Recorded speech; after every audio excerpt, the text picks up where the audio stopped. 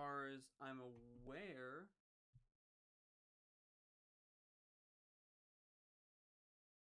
Yeah, alright. We are live.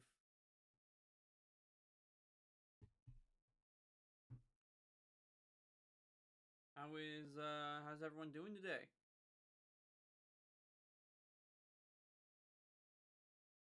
So, we have a very special thing for today's live, and it's going to be one of community engagement. So, what I'm going to be doing is I'm going to be going through the chapter like I usually do. We'll be having our debates and such. Can't hear me too well. That's because the mic is probably far away. And what we're gonna do is we are going to pull some people in from my Discord, and we're gonna just have some debates. You know, talk about some Blue Lock hot takes and some such.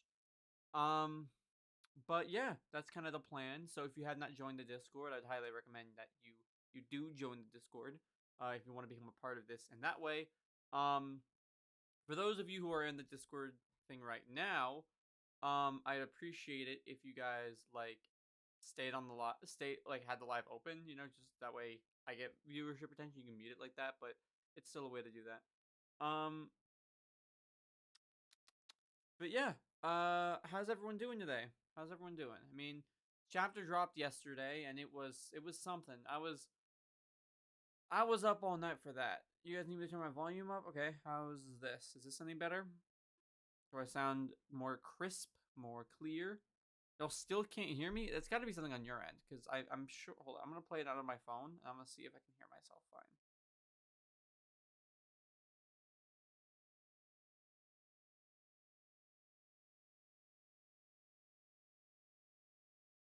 Yeah, it's fine on my end, so it's got to kind of need something on your end.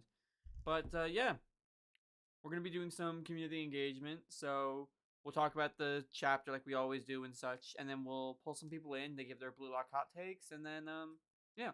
I do ask, please keep things respectful. Like if you pull in here and you start doing stupid stuff, I'm gonna not only kick you from the call here, but I'm also gonna ban you from the Discord server. So just be aware. Like, come on, be smart. I get your if you try to be funny, but just come on, have a little bit of consideration. Um, but yeah, the chapter was good. I liked it. Right? Obviously, I wasn't expecting Isagi to score. It made sense. I was hoping Ness was going to, but the situation I really enjoyed the chapter as is. So yeah, let's want to go through the chapter now? Let me pull up the transcript here. You know what I hate? I hate how they take down all the stuff. You know? Like, I hate how they take down the images and the scripts. It makes it so much harder for me to do this thing. Anyways, yeah, let's just start going through the chapter. So, chapter begins after Kunigami blocked the ball and it goes into the air. The opening tagline of the chapter says, Kunigami's desperate defense gives Germany a chance. The course of luck will create the future of the field. We see the luck piece appear. As Loreen, Kunigami, and Charles react to the play, we see that luck has graced one player. And that player is Alexis Ness, as the luck piece and the ball drop directly towards him. This shocks both Isagi and Kaiser. Kaiser more specifically because he even comments on the play. Ness, looks like you've arrived, you puppy. Ness begins a small monologue to himself. My luck has finally come. And with this, if I just pass to Kaiser, you can easily score. But no, that's stupid. This is the time for me to become new. Kaiser thinks about the current play and what Ness could potentially do. What is it he's going to do? Is he going to shoot? No, that can't be it. That choice is simply impossible for him right now. Come on, pass it to me, you pig. As the ball begins to drop, Kaiser's fixated on Ness. Ness continues his monologue. I can bring a new magic to this field. I've only ever hit passes that were easy for Kaiser to receive. I never pushed him or myself to greater heights, and that's why Kaiser couldn't change with me around. So consider this my first rebellion and my challenge to the new emperor. Ness's aura explodes around him with these dark magic circles appearing below him and the dark fairies circling him, as we see that he has entered flow for the first time in the series. Ness. Sorry. If you are truly going to be the best in the world, then try to catch this pass. Ness sends a pass.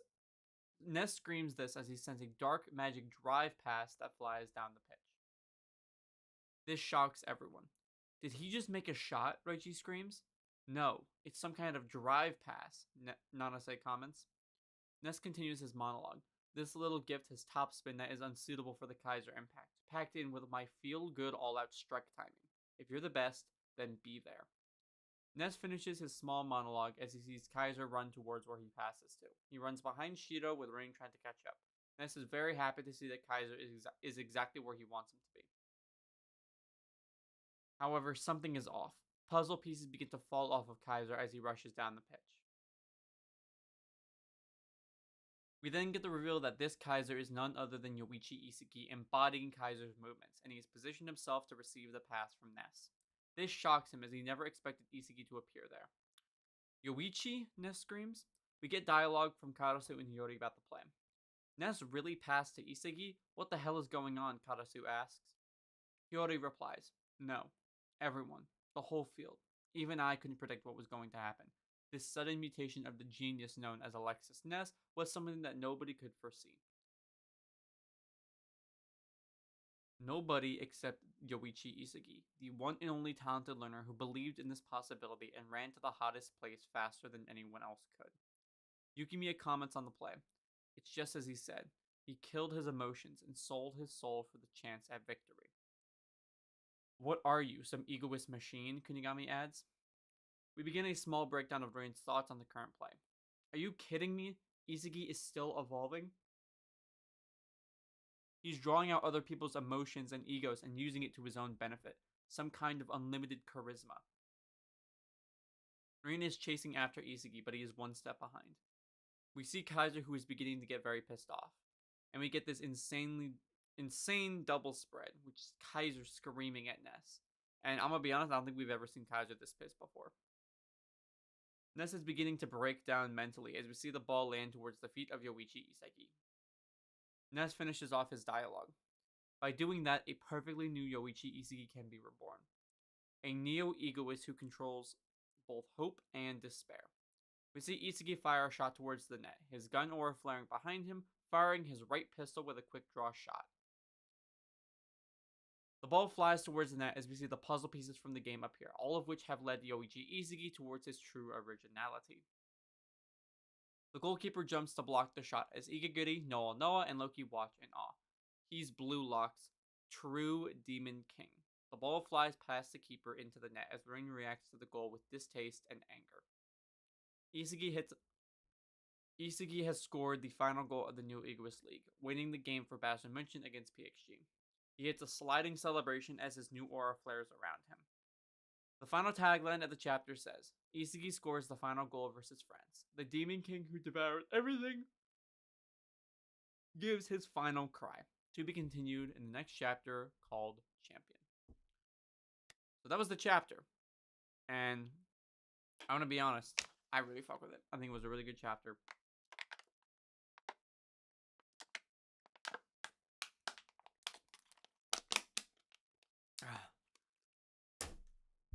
If I look tired, I am. I have not stopped editing. I did editing yesterday for about 16 hours. And I have edited pretty much a video every single day. So, it's one of those things. So if I sound tired, that's kind of why. I'm very, very tired. But I hope you guys are enjoying the content at least. But yeah. Is the YouTube live stream lagging because I hear the audio come late from the Discord? So that's what happens. So YouTube it gets a delay for their stuff. So YouTube hears me, I think, 20 seconds late than people on Discord do. But anyways, no, I don't want to take a break. This is what I love to do. It's so much fun for me, and I do it to get paid, so it's like a win-win there. Um, did I see the recent video from Raven about the Ultimate Player? Yes, I did. I made his thumbnail for him, and I am making my own video of that, which hopefully will drop this Saturday. This like a week from today, a week from yesterday. Um, so my version of the video will go up then. Um, yeah, I think I was very happy with it. Am I excited for the results of the other matches? Yes, I am. I'm so excited to see Barcha. Can I explain why some idiots who believe Isagi's goal is plot armor? Yes, I'm making a video on that goes up Wednesday, so I'm not going to talk about it much here. It's not plot armor. Makes a lot of sense that Isagi's goal happened and how he scored it, and I think it's really good. But it's not plot armor. But yeah, anyways, I think it's time for some hot takes. I'll answer a couple more questions. Do I think Isagi's final bid and Nagi's final bid? I think Isagi will have 275 million, and I think that Nagi will have 100. That's my guess. I think that's the best thing. Will Nagi do 3-1 against Barcha? Nagi will not score a hat trick. 3 goals will be scored for Manshine against Barcha, but they're not gonna. Nagi's not gonna hat trick. I hope he doesn't hat trick. Plot armor. So I think it was written really well, and again, I want to talk about it, but I'm making a video on it, so I feel like talking about it here is kind of not worth it. How's the casting going for the Blue Lock New World movie? Awesome. Yeah, you're free to ask that. So we have the majority of our actors. I just closed all the roles on the casting call that we do have. I'm gonna be looking through other characters soon. Sorry, I'm gonna be looking through the other characters soon. I'm gonna tell you this right now. We have our Kaiser for the movie, and it's insane.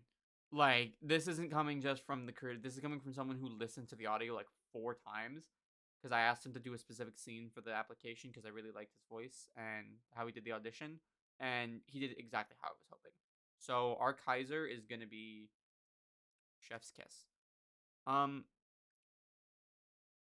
We're not taking the accent route for Kaiser just because we're going to be doing it under the assumption that, like, with the Mikage earbuds, the accent gets dropped. But we are going to have him speak German in some portions of the movie. Subtitles, of course. But yeah, Spanish dub. The Spanish version is going well too. So that's another thing to talk about. The Spanish dub for the movie is going to be coming along as well. He's not going to have an accent, but he's going to be speaking German. So I hope that's kind of helps with it. Any questions you guys have. Yeah. If you guys want to, here we go. Let's do this. I'm gonna do something really quickly.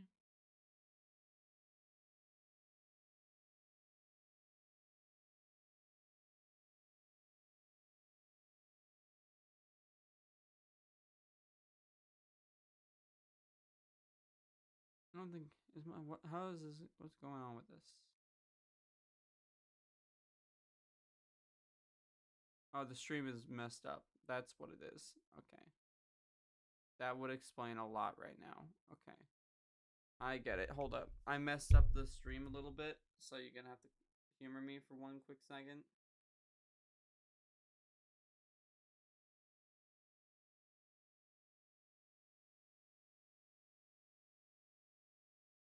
I apologize. I messed up the stream a little bit.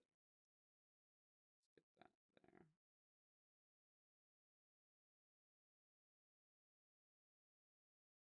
Here we go. There we go. I fixed it, I think. Okay, here we go.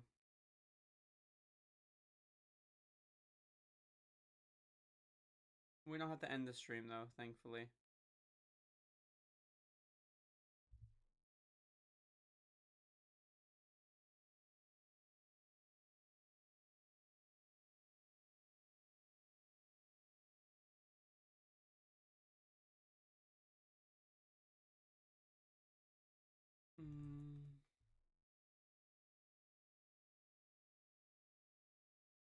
Okay.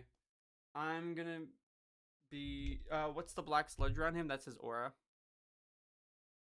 I think it's supposed to be him like freeing himself from Reen's like destructive aura thing.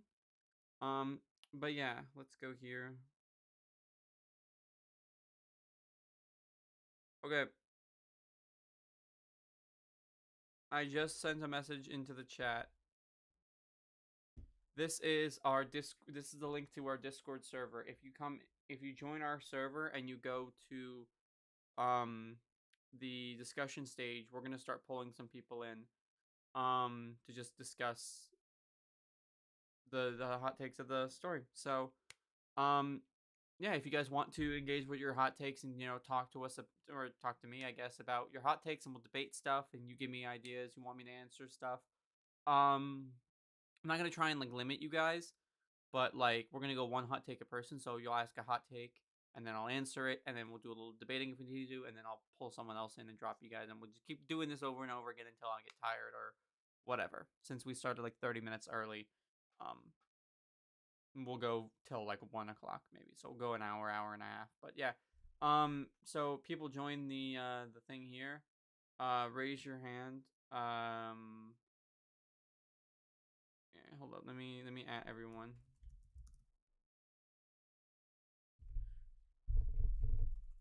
Me add everyone.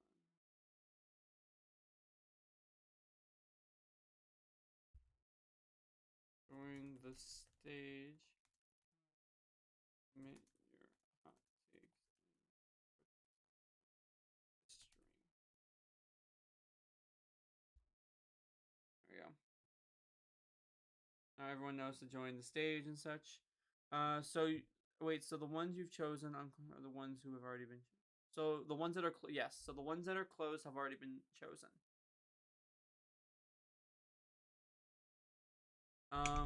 But yeah, you guys raise your hands on the discussion stage, and I'll start pulling you guys in.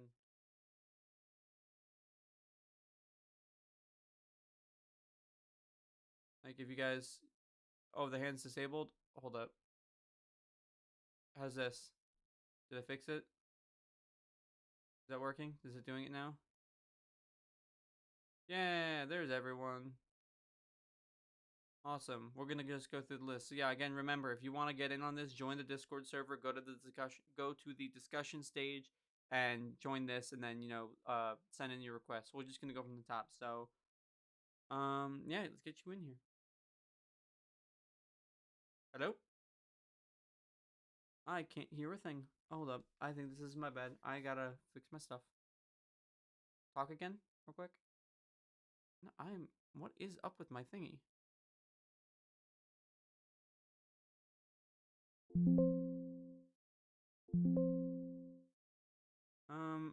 Can you guys hear them? I can't hear them at all. I don't know. Can you guys hear them talking in the call? Because I can't hear them. I can't hear them. Hold up. This is getting annoying. What is wrong with this crap?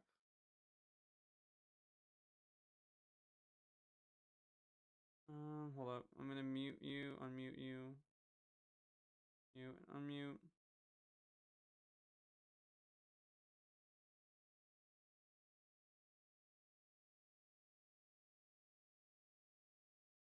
Okay, one more time. Sorry.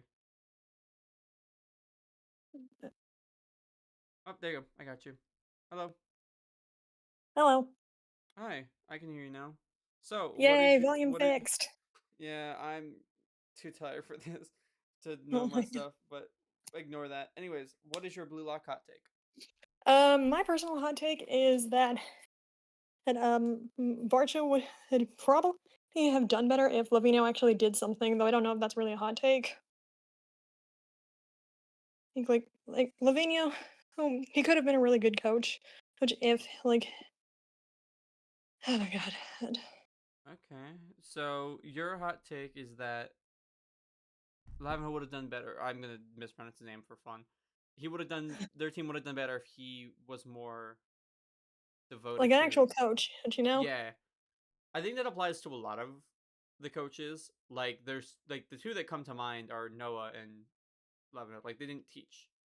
They just said, "All right, this is what I believe They just in. basically said, "Figure it out yourselves." Yeah, they didn't really teach anyone. Like, people want to say Noah's like better than Loki as a coach, but Loki at least told each of the members what to work on. Yeah, Like, any exactly. argument you want to make to against Loki, I can put it against Noah. The only difference is that um Loki told them exactly where to train and get better for. Like, Yeah. sure, he didn't help them, but he at least told them what to work on. Noah's like, all right, do my training regimen and get better numbers. And then Like, Lavinia, he said, like, "Oh, I can't tell you how to be the best striker in the world." yeah, he literally said, I'm not teaching you anything. Like, straight up. So it's not even a matter of, I don't know how to tell you to be the best striker. It's just, I'm not teaching you anything.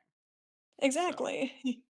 yeah, that's one of the whole thing. But yeah, um, I appreciate you joining in. I do agree with your hot take. I think he's very, very bad, and I don't think. Yeah, if he had been better, maybe Barca would have won more of their games. Yeah. All right. Yeah. Thank you so much for coming on. I gotta figure out how to. No problem. All right. Thank you so much. There we go. See, I did it. I figured it out now.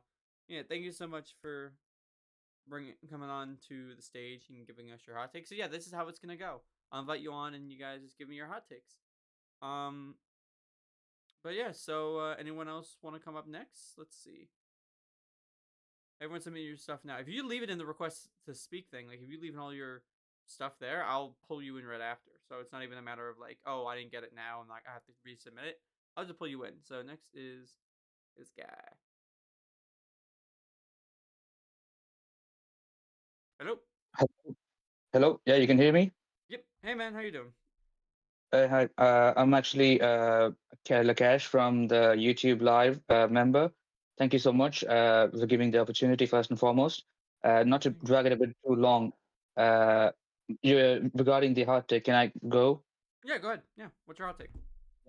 So my hot take is that it might be a bit controversial, but according to me, if Mm-hmm. Nagi was in the Ubers, forget about his laziness, forget about Rayo and everything. If he had a decent or strong 0 to 1 goal scoring formula, he would easily be the best player, regardless of whoever you put against him. Because after seeing the episode Nagi recent chapters, I just feel confident that this is like one of those things with Bachira's monster where he just challenges himself rather than other keeping others in mind. Provided this is not the monster and it's Isagi, but him having such a good like body balance and pretty much every aspect as is in his favor. I feel like even he can just be the best without the creativity. Of course, in the long run, he might get screwed up, but right now in the Blue Lock, I feel like he had a good, decent shot of becoming the number one if he had a good 0 to 1 formation and a good team based on him. I agree Yeah. with that. Like, I think the I think the issue just comes down to like himself of like, oh, um, like wait, so your hot take entirely, Nagi have a 0 to 1 goal scoring formula. He's better than anyone else. But you mentioned Yeah, Ubers. he This would. is just It'll be so GG's for everyone in Blue Lock. what's the mention of Ubers again? So yeah, put him in a system, right? Instead, just take off Burū off the field, put this guy in. There's literally no difference. I mean, of course, the mentality and the whole thing, yeah. But even in, I feel like you put a new Gen 11 defender in front of him, but he's just gonna pull off some. Hey, look at this instinct, and I'm not joking, by the way. No offense to any Nagi fans or any fans in general. I just feel like at the moment, this guy could just trap the ball, make some make the stuff on the spot, and then just score the goal. Forget the whole tactics and anything. Just get the ball to him. Make sure this guy's ready for the pass, and he might just score the goal. Of course, if it's in destroyer win or somebody whose instincts are on par with this level of play, that is what I'm saying. Yeah, I agree with that. I think maybe not best, but I think Nagi's definitely would be really good. Like, Yeah, uh, yeah, even then, like Nagi's 0 to 1 formula isn't bad. Like, it's just he needs the main issue in when it came down to um like Nagi as a whole, it just came down to the fact of like in Manshine they were trying to train him to be a freedom based talented learner. or not freedom. But he just tried to make him a talented learner. When he's not a talented learner. Yeah. Yeah. So I feel like the wild card treatment would do this guy. Like you either need to really baby this guy. Not that that's a good option, or just put him like through the wild card or something. I mean, he might just say that, okay, I'm out of here, bye bye. But if this guy actually gets the level of motivation, doing the 5-stage volley, like around that Mansha and City arc, if this guy really does get into the sport and feel like, fuck it, I'm just gonna no metavision, not that bullshit. I'm just gonna trap the ball up on your ass and just gonna watch me score the goal. That would be insane. Like with the skill, the current Nagi, not end of series Nagi or something like that. With the current Nagi, if this guy gets the wild card treatment, just put him through the wild card, lock the doors out, make sure he doesn't see the day of light. This guy will be the hype, and he's not gonna disappoint because what else is he's gonna lacking? Maybe creativity, yeah, but this guy sees the ball, and he's having already thoughts of having Isagi as his rival before this thing. Of course, after seeing the wild card, this guy might just destroy anyone who's in front of him, make him go berserk or something. I mean, I'm going through a crazy thing right now, but it's a hot take, so that's the best I can do. Yeah, I mean that's fair. Yeah, I mean it's a good take. I think honestly, I got no real rebuttal on that. Oh, I no, think it just it's comes fine, down. it's fine. Yeah, I think it just comes down to we need more. We just need to do. I would need to do more.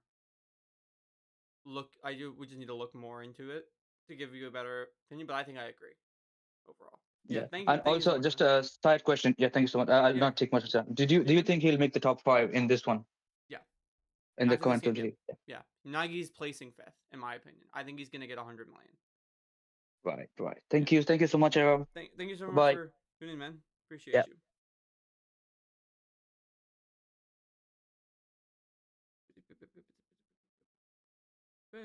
There we go. Yeah, see, it worked. I struggled a little bit. But yeah. Let's bring in the next guy. You guys want to keep sending your applications? Remember, go join the Discord. If y'all wanna, join the Discord, then we'll submit your applications to not even applications. Just raise your hand and I'll pull you in for dialogue and such.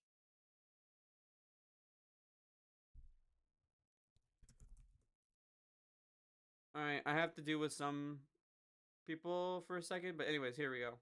Let's pull in the next person. Next person is Kuda. Kuda, get in here. Get in here, Kuda. Hello.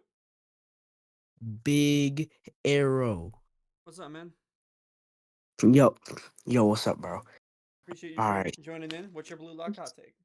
Yeah, so my hot take is if Kaiser scored the final goal in the basketball game, right?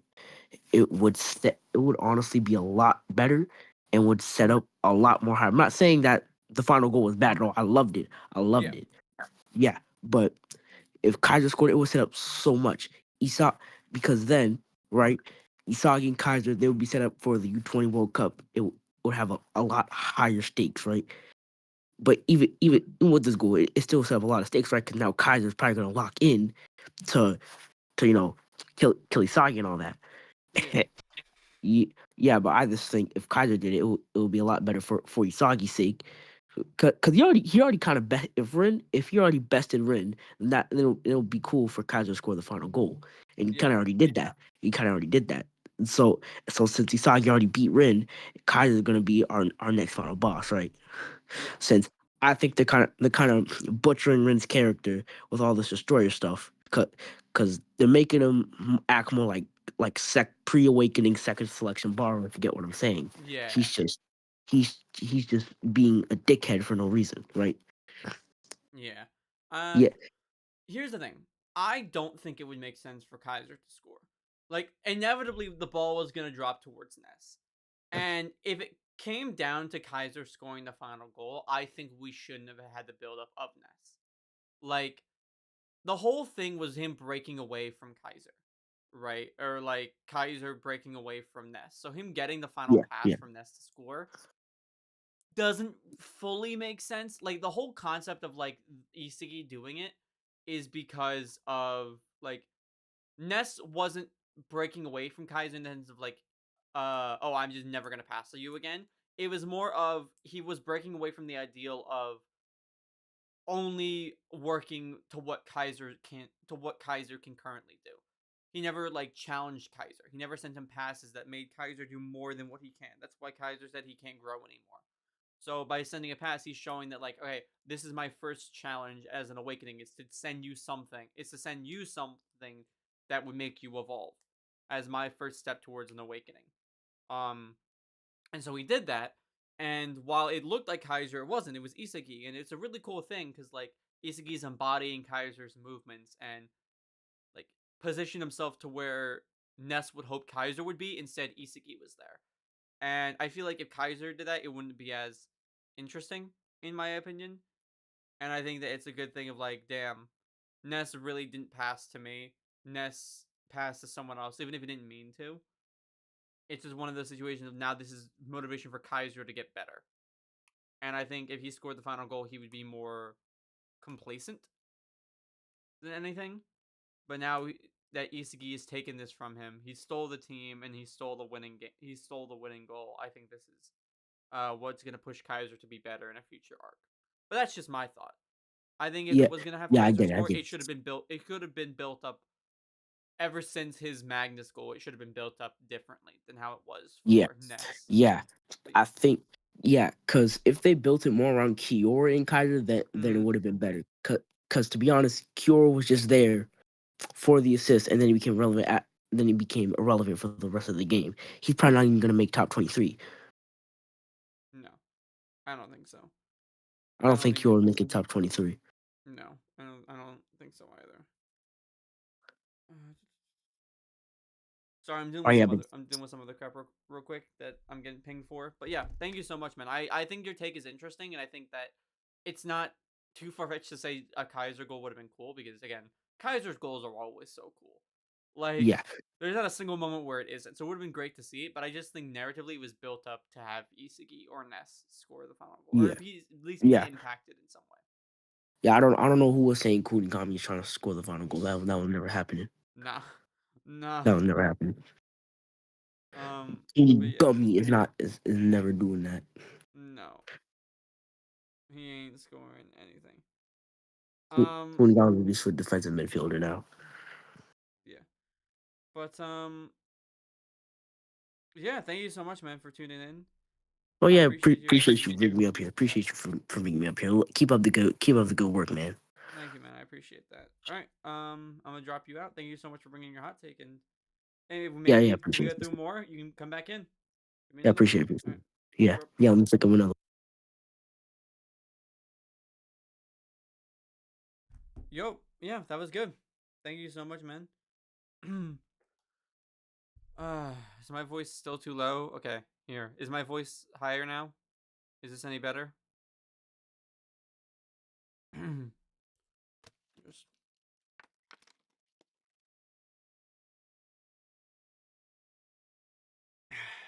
All right. So that wasn't interesting. Let's pull in someone else. Next person to pull in is Motion. What's up, Motion? Let's get you in here, man. Motion, you've been. Howdy. Hey, man, how you doing? Pretty good. You? I'm doing pretty good. Pretty good. So, what is your Blue Lock hot take? All right. The previous question kind of already answered mine, but I was gonna say, was it Ness should have purposely passed Isagi with no regrets rather than passing the Kaiser? But I can ask a different one if that's the case. Hey, you can ask either or. It's fine. Like Okay. I'll answer that one now since it kind of ties into the previous one. In my opinion, I think I do agree Ness should have passed to Isagi, but I think it put into perspective of he's more passing to still be within that range of comfortability for his character. Yeah, it's like instinct. Yeah. Yeah, but it's more of like he's doing it as a goal to himself and to Kaiser. Like, listen, Yeah. I always sent you comfortable passes. Here's one that's uncomfortable based off of what I know you could, based off what I know you could reach if you're gonna be the best striker. Right. And I think Isagi taking the pass though is also really good because of like Ness interpreted to be like Kaiser to be there, when in actuality it was just it wasn't more Kaiser, it was just more of the best striker. Mhm. Like he was passing to who he believed could be the best striker, and it just so happened to be Izaki fit that better than Kaiser in that situation. So that's Okay. what I think is Alright. good, but still, yeah. What? Yeah. Give me one more. Alright, yeah. So I did have a hot take about Rayo and Nagi because Mm-hmm. Nagi is still kind of clinging to Rayo, even though he split away from him around like the second selection, and now he's Yeah. coming back to him, which I'm like, okay, why are you over relying on Rayo now? I love Nagi, but like, um, I just wish he can at least do I I, I wish I was a Yeah. little more prepared for this question, but You're all good, man. Is it yeah, more just in line like you don't understand why Nagi went back to Rayo? yeah, Oh, not in yeah. that sense, yeah. So how I always interpreted it is that Nagi is never stronger than when he's with Rayo. Right. Like every time they work together, they pull off feats that are insanely unique to them that no other duo could accomplish. Not even with Nagi with someone else. Mhm. And I think the issue comes from the fact that it's not Nagi who's in the situation of poor, it's Rayo.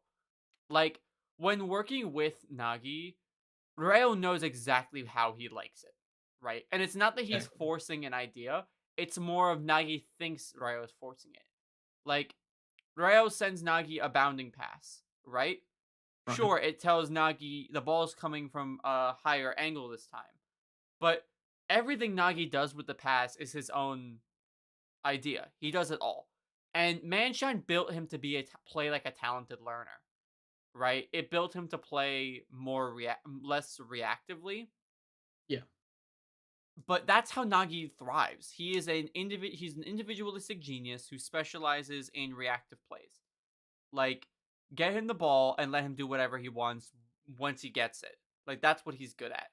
And I think it just comes down to Ubers is a really good counter to them because they're Mhm. really, really defensive. And that despite Nagi being this reflexive player, you have players like Lorenzo and Aiku who are really good at stopping those reaction plays. And then it just comes down to Rayo. Like, Rayo Yeah, fully dropping his chameleon style is the biggest hindrance of his that is chameleon true. striker mode to just go back to assisting, which is great. Use it for assisting, that's fine. But like, Yeah. don't forget you can use it to score your own goals, and I think that's just where the main issue came in. Yeah. So it's not that Nagi is declining; it's just that Ryo isn't utilizing 100% of what he could do to Okay. make their team more all rounded and skilled. Okay. That's what I'm thinking. All right. But yeah. Yeah. Well, Do you agree with that, or like? no. Does that Yeah, make I sense? 100% agree with that. Yeah. Okay. Like, I didn't know if like it's something that I just need a little you. bit more, third party answers or No, someone yeah. else's opinion on it. We see. Yeah, I totally Um. understand. Okay. Yeah. But yeah, thank you so much, man. We're gonna just keep doing this for a little bit. So if you want, Yeah. raise your hand again, and I'll pull you in once we get to you. And we're just gonna go Gotcha. through the Okay. list. And if you got All another right, hot man. take, come on in, spit more, All man. right. Well. All right. Yeah. Well. Thank you so much for joining the y- stage, and hopefully I'll see you in a bit. All right. I'll see you. Yeah, and good luck with New World, by the way. Can't wait to see it. Thank you so much, dude. We're cooking. Like, Yeah. I'll tell you hit this here since we got here. I want to spread some good news. We are cooking, so we're doing a lot of reshooting. All right. So pretty much what you saw in the trailer, none of it might make the cut. Maybe some of Okay. it. The final scene 100% is going to make the cut.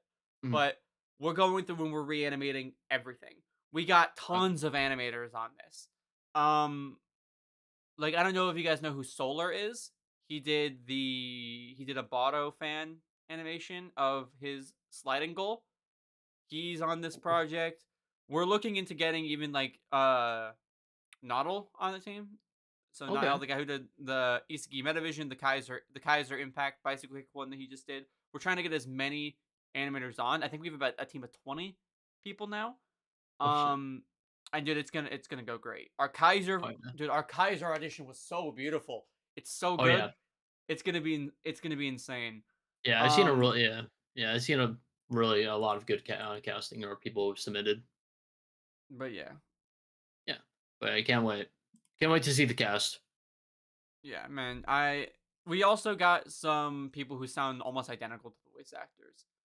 Sweet. And again, everyone we saw on the casting list, that's just for Act 1.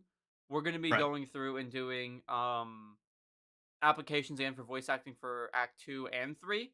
So okay. if there's more characters who get lines that we wanted to add in, we'll be putting out another casting call application for Act 2 and then Act 3, and we'll get more and more characters in.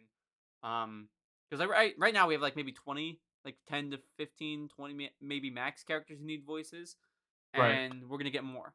So we'll have more come in, and we'll just make it. It'll be a great thing. So yeah, thank you again for tuning in. I got to Yeah. share some good news with everyone. But All right. Yeah.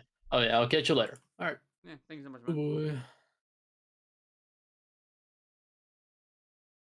All right. Yeah. Appreciate you, man, for joining in. Let's pull up next guy, Bald Wolf. You're a new member. Pull you in. Hello. Hey, man. Hello. I can hear you. How you doing? Hi.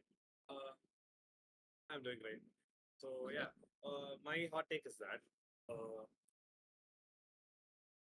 Rin and Shido Mhm. technically should be way better of a combo, considering the hype prior to PSG versus Baston Munchen compared to the combo of Isagi and Kaiser. The only reason that Isagi and Kaiser even did better than Rin and Shido was that Rin completely overtook the panels, and it was so oriented to Rin that Shido was so looked at PSG versus Master Munchen. If they gave equal importance to Shido, like how they did prior, considering his solo, they made a whole team around him when Rin is there and when Rin is not. So technically, Rin and Shido would be way better of a combo when compared to Isagi and Kaiser. Okay. So just to clarify, I want to make sure I got this right. Your argument and your hot take is that Rain and Shido are a much better duo than Isagi and Kaiser in terms of overall ability, and they should be performing better. Yeah, they should have been a better combo considering the only major disadvantage that PSG had before coming to the Boston Munchen match was that they both weren't cooperating with each other. But as soon as they did cooperate with each other, they should have been way more powerful than Sagi and Kaiser when they together. Okay, I got you. So I kind of disagree with that. I feel like going into it, like when you're looking at the four characters, the only character in terms of an individual on an individual level who can compete with Kaiser is Rain. Like Shido is not that good in terms of just like as a player. The only thing he really strives in terms of overall ability is scoring. And it has to. There's so many conditions that need to be for this. Like he needs a really good passer. He needs to immediately take like a direct shot. Like there are so many things that there's so many things that you have to get right for Shido to be really good and to be a top tier.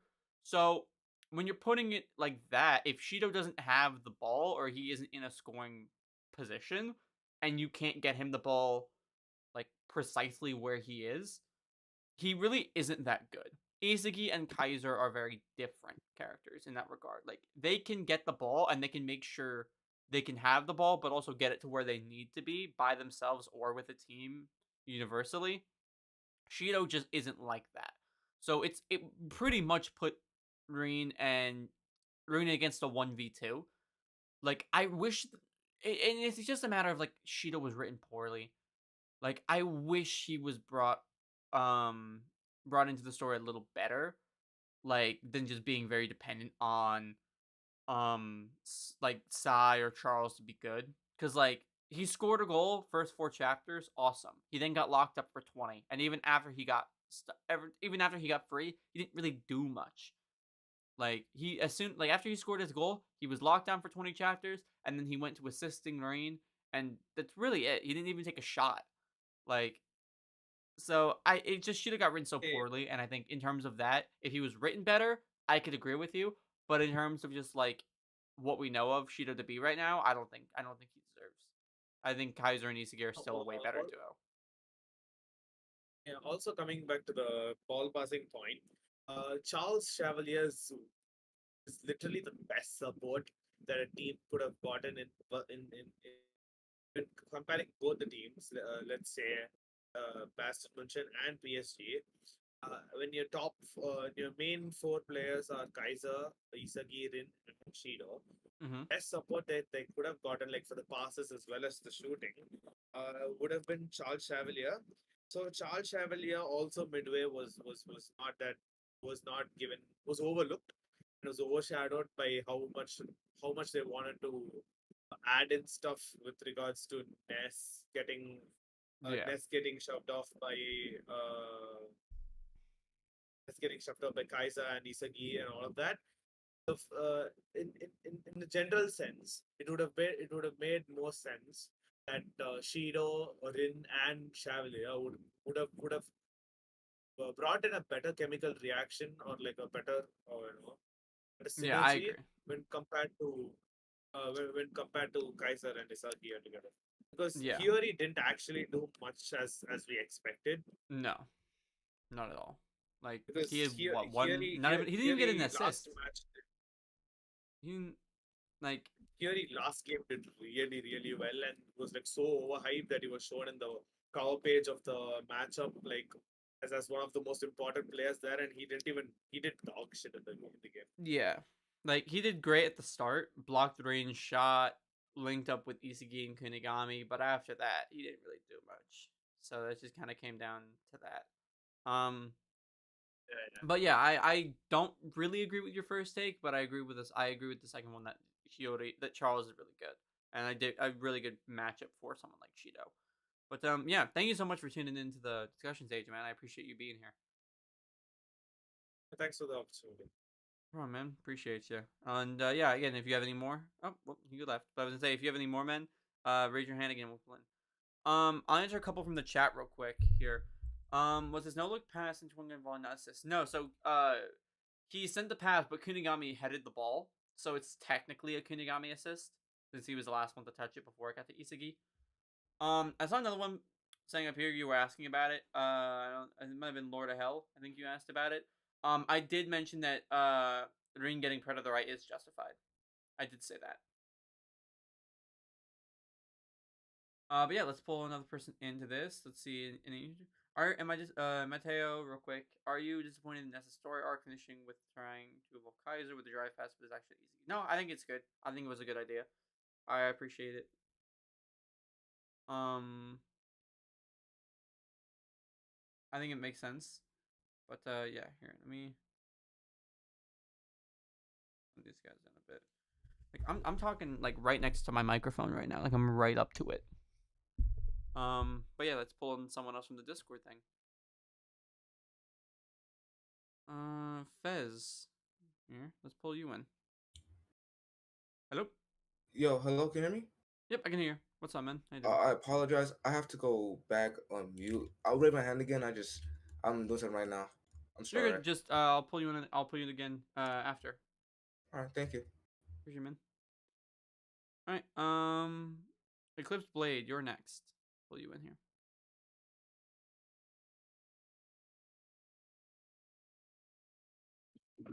Hello. Yeah. Hey, what's up, man? How you doing?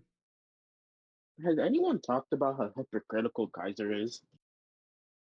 No, that's not been spoken yet. You wanna drop that? Yes. Yeah, As you can clearly see, Kaiser screamed at Ness because he passed to Isagi, even though Isagi literally looked like Kaiser for a second. Mm-hmm. Now, the thing is, why would Kaiser go ahead and scream at Ness for passing it to Isagi if he saw no use in Ness anymore? Isn't that pretty hypocritical? Because he literally told Ness to quit soccer. I repeat, he told Ness to quit soccer, didn't see no chance on Ness even being able to catch up to the evolution that Bastard Munchen was, getting on, like, pretty much everything that's been going on. Bastard Munchen has been getting better and better and better every single time. what I'm pretty much trying to say is that it's kind of stupid how Kaiser literally thought.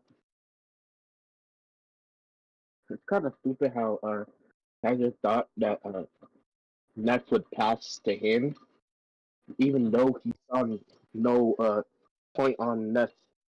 Okay, what I'm trying to say is that it's stupid how Kaiser still wanted Ness to play soccer with him, even though he literally told him not to play any. He saw him as worthless, didn't really see him at any point to catch up to the evolution that Bastion Munchen was having. The only one that did was Isagi himself because he was the only one that still believed in Ness truly. I gotcha. So in that regard, I think it's a little different, right? I think it's more of like okay, Kaiser wasn't necessarily screaming at Ness in terms of like why didn't you pass to me? It's more of like that chance could have come to him, and like with Ness's entire thing of like, oh, I'm still loyal to Kaiser. It feels weird that he's just like he immediately abandoned his fixation, which again he told him to quit soccer, yeah, but it's more of like he's really putting Ness into the zero state of like, oh, he awakened, awesome, this is a pass, he's gonna pass, and I feel like in the perspective it's more just in the rivalry with Isagi rather than hatred. It's like, damn, he passed Isagi over me, the guy who was with me, who used to be loyal to me completely, is now passing to the other person. He's like, wow, it's more of like oh damn, it's kind of I reap what I sow kind of thing. He's losing because of everything that happened to him. And the whole situation is that Ness passed to where he thought Kaiser would be. And it's just Kaiser didn't keep up with Ness's evolution.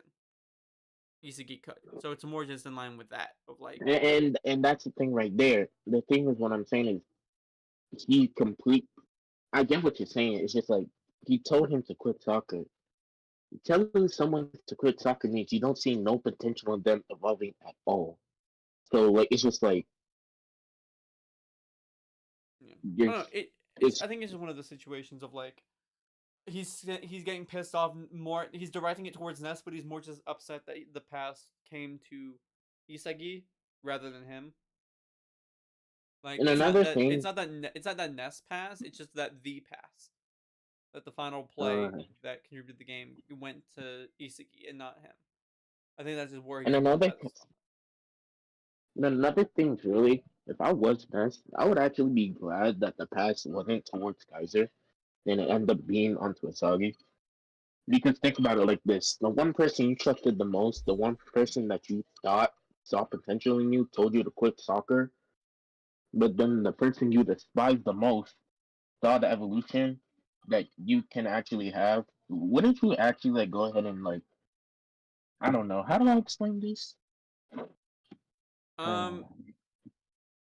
Wouldn't you be glad that you actually was noticed, that you wouldn't you be glad that someone at least saw the potential that you managed to have still? Like, what I'm saying is that it made no sense. Me personally, made no sense. But after the argument you made about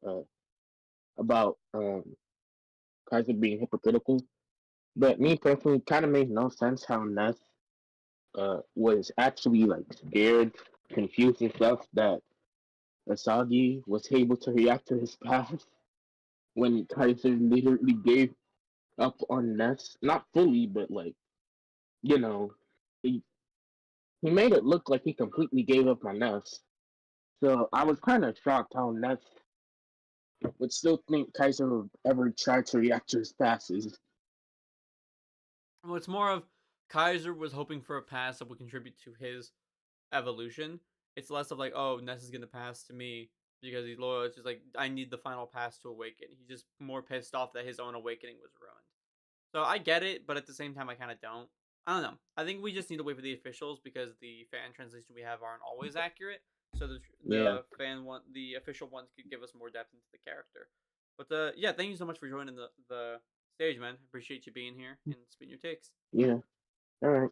Thank you. Give me 1 second. Got it. Bye. There we go. All right. All right. Yeah. All right. It's time to pull in someone else. It looks like the next guy is a new member, Lord of Hell. What's up, man? Get on in here. You've been invited to speak. Hello, hello, hello. You're in the stage. You're on mute, and let's begin the Hello. discussion. Is my voice man. clear? A little bit. Hello. Yeah. Hello. I can hear you. Hello. Is my Hello? voice clear now? You're a Hello. little. Hello. We can hear you. Okay. My hot take is Rin's Predator's Eye ability. Like, remember when Isagi used his Metavision unconsciously at U20 selection match? Mm-hmm. I think Rin should also have something like that. Because, like, to be honest, fairly speaking, he just pulled it out of nowhere. I mean, Like, not really. Like, no, as a fan speaking, we understand that yeah, he used in the U20 selection match, but as for the team players, as for Isagi, nobody really understood how he got that. I mean, no one understood it from Isagi's perspective because he's only ever analyzed Predator Eye through Bato. As far as Isagi's aware, he thinks Predator Eye is strictly for shooting, but we know it's not. So like, we know more than what Isagi does in story. So we can say something a little more about what makes sense and what doesn't because Isagi's analysis isn't always correct. Like, no, but like, remember, Isagi always analyzes. He gives the entire monologue, like how he gets there, how exactly players uses their ability, but like Rain just never did it. Rin Like never like he's a understood more Predator of Eye? a, yeah, he just uses it unconsciously. Like, I think I would have agreed it more if editor I was used in the U20 against Sai when he blocked Sai's pass to see where Sai's nutmeg. Mm-hmm. But like him doing it just randomly doesn't make much sense. Okay, I can explain it to you. So, Predator Eye is an ability all about hyperfixation, right? So while Yeah. Metavision is all about viewing over the entire field, Predator Eye is used oppositely to input a massive amounts of information on one specific target, right? How Predator Eye is used is how Predator Eye functions is very similar to his Destroyer mode. Like, he hyperfixates on one person, draws out their best weapon, and crushes it. That's how his Destroyer mode works, right? Predator Eye, Yeah. what he did to awaken it subconsciously, he hyperfixated on Kaiser and Isagi's relationship and their connection, and then he targeted it specifically on for a defensive style. That's how he awakened it. It's the same thing of like Isagi awakening Metavision subconsciously. Like, he was viewing over all actions of the field reflexively. He was reflexively focusing and targeting the relationship between Kaiser and Isagi, and then he awakened the ability on its own. He doesn't have to know how to do it to do it. In fact, the only character that we know is confirmed to know how to do and activate Predator Eye consciously is Bato. As far as we can assume, not even Kaiser knows what he's doing with it. And Kaiser was the first character we ever saw with Predator Eye, as well. Well, you can argue Shido, but I don't think Shido has it. So it's all a matter of just like what the ability does, and it's all about hyperfixation. So to awaken the ability, you just need to be fully hyperfixating on something. And you could argue that the only way to awaken Predator Eye could be through flow, because flow, you're reflexively doing something. And since you're reflexively hyperfixating, you then will awaken Predator Eye if you have the requirement, if you meet the requirements for it. Marine met all the requirements, so him awakening Predator Eye does make sense. Does that like help? So we can assume there will be more evolution to every single player that awaken Predator Eye that uses unconsciously. We can assume that they might begin to understand how they're activating it and what's happening, so they can use the ability more consciously. But again, it just comes down to a player who's able to do that. Like, for example, Yuki Miya's thing is very different. It comes from the ability of getting Predator Eye comes less from game IQ and more from his natural decaying of vision. Like, because Predator Eye works by narrowing your vision and focusing on one thing, you're forcing yourself into tunnel vision. And because Yukimiya has the thing with his vision anyways, he's kind of his body naturally puts him into tunnel vision. And then he just is able to interpret the entire situation. So it is predator eye, but it's not naturally formed in the way other people have it, if that makes sense. Like Kaiser, I see. Bado, Rin, they do it all through interpretation of information. Yukimiya does it naturally, and then will just interpret the information on his own, if that makes sense. Okay, thank you. No problem, man. I have one more question. Yeah, go ahead. Like, can you explain what Isagi did at the last chapter? Like How he scored the when goal? Ness passed to Isagi, Ness thought it was Kaiser. It seems like he also see the shadow of Kaiser. How did that happen? Okay, Like so he literally imagined it. yeah. So Ness was passing to where he believed the best striker could be, and he's sending a pass that was made not for the Kaiser impact. He's in Ness's perspective. He believes that Kaiser has the potential to be the best striker in the world. So he's not necessarily passing to Kaiser. He's passing to the best striker, and in his mind, that was Isagi. However, what actually happened is that it was Isagi embodying what Kaiser would be doing, embodying Kaiser's movements. When you go back to the Barca game, Kaiser was embodying basically Isagi's ideal of movements, and he had concluded that because of this, he's embodying BLUELOCK's ideology to a T. He's the perfect embodiment of BLUELOCK's ideals. In this moment, Isagi is embodying Kaiser, and therefore embodying the ideal of BLUELOCK, which allowed him to score the final goal. Ness, what he thinks is Kaiser, is really just Isagi because he's sending a pass that he thinks the best striker in the world could reach, which just so happened to be Kaiser from his perspective. But as we know, it was going to be Isagi. That's why he thought it I was see. Kaiser at first. So it's less of like schizophrenia or anything like that. It's just more like he always believed Kaiser to be the one with the potential to be the best striker in the world. So in passing there, he's assuming anyone who moves there is going to be Kaiser. Right? You could think of it like when you look at something and you think it's something else, but then you look closer and you realize it's not. It's kind of that situation. But yeah, that's He kind of how basically Isagi. deluded himself. Yeah, pretty much. That's how. Oh, That's another way. and one last thing. Mhm. One last thing. Yep. Do you think we will get any interactions or comparison between Chigiri and Loki in episode Nagi? I think they might acknowledge that they're both speedsters, but I don't think we get anything more than that. I don't think there's a need Like to. Chigiri's and we Loki's running never. are different though. Like Loki's sprinting is closer to Zantetsu's than anything. Like Chigiri is just made to sprint. His legs just move fast. Zantetsu's legs, he just can get to his top speed really quickly. Loki, he has such long strides that it makes him seem fast. Not only can he get to his top speed quickly, but he can also have such long strides. That's what makes him a god sprinter. Like the only comparison I could see is between him and Zantetsu, because Chigiri is different. But I don't think we're gonna get anything more than that. Maybe Zantetsu on steroids. Yeah, pretty much. I could see that. But yeah, thank you so much for I see. joining the stage, man. Yeah, If you got thank another you. hot take, throw up your hand again when I move you back to the audience, and I'll pull you in once we get through more people. But yeah, thank you Thank so you. much, man. Appreciate you. I love your video, man. Thank you, man. That means a lot. All right, let me there. Thank you. But yeah, okay. Metavision, you were asking about the movie, so I'll drop some movie news. So, movie isn't expected at earliest to drop out until the end of next year, and that's again at earliest. We don't want to rush ourselves. We want to take our time. We want to be like, we want the pace to be good, right? We don't want to like push out a movie that's bullcrap. We want it to be really, really good. Earliest is 2026, like end of 2026 at earliest, and even then, like that's a matter of like, oh, is it gonna be dropped then? Is it not? We don't know. I don't want to give you hope of something and then lie. So that's when I would hope it'd come out, but that's just that's all I can really tell you for now. People are messaging me. Who is messaging me? All right.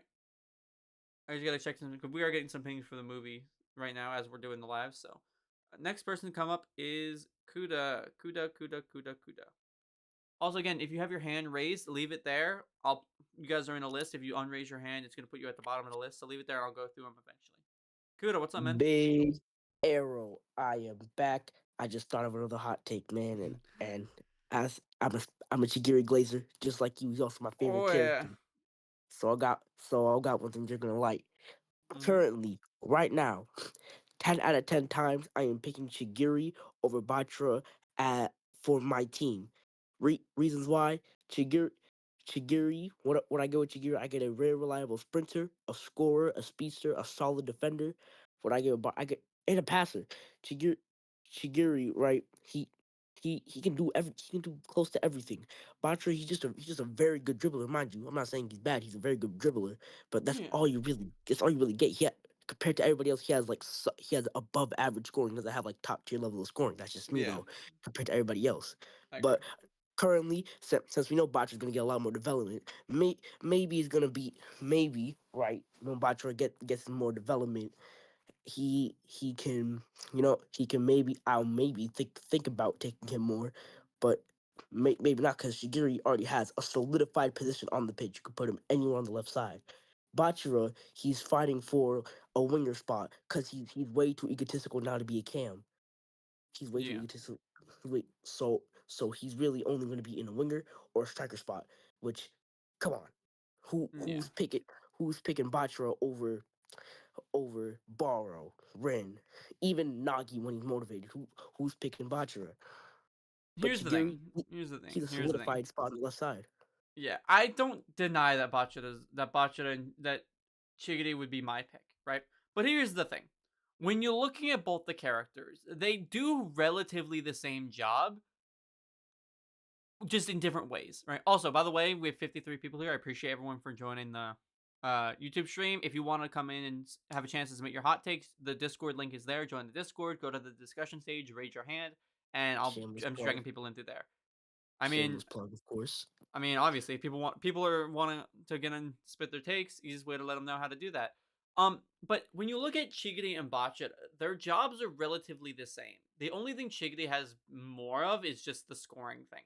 Like, as a winger, your goal is to get the ball up there and either score or send a pass to the middle that could get your teammates the ball, and give them a good chance to score. Both characters have really good ways of doing both of that, and I think it just depends on your formation.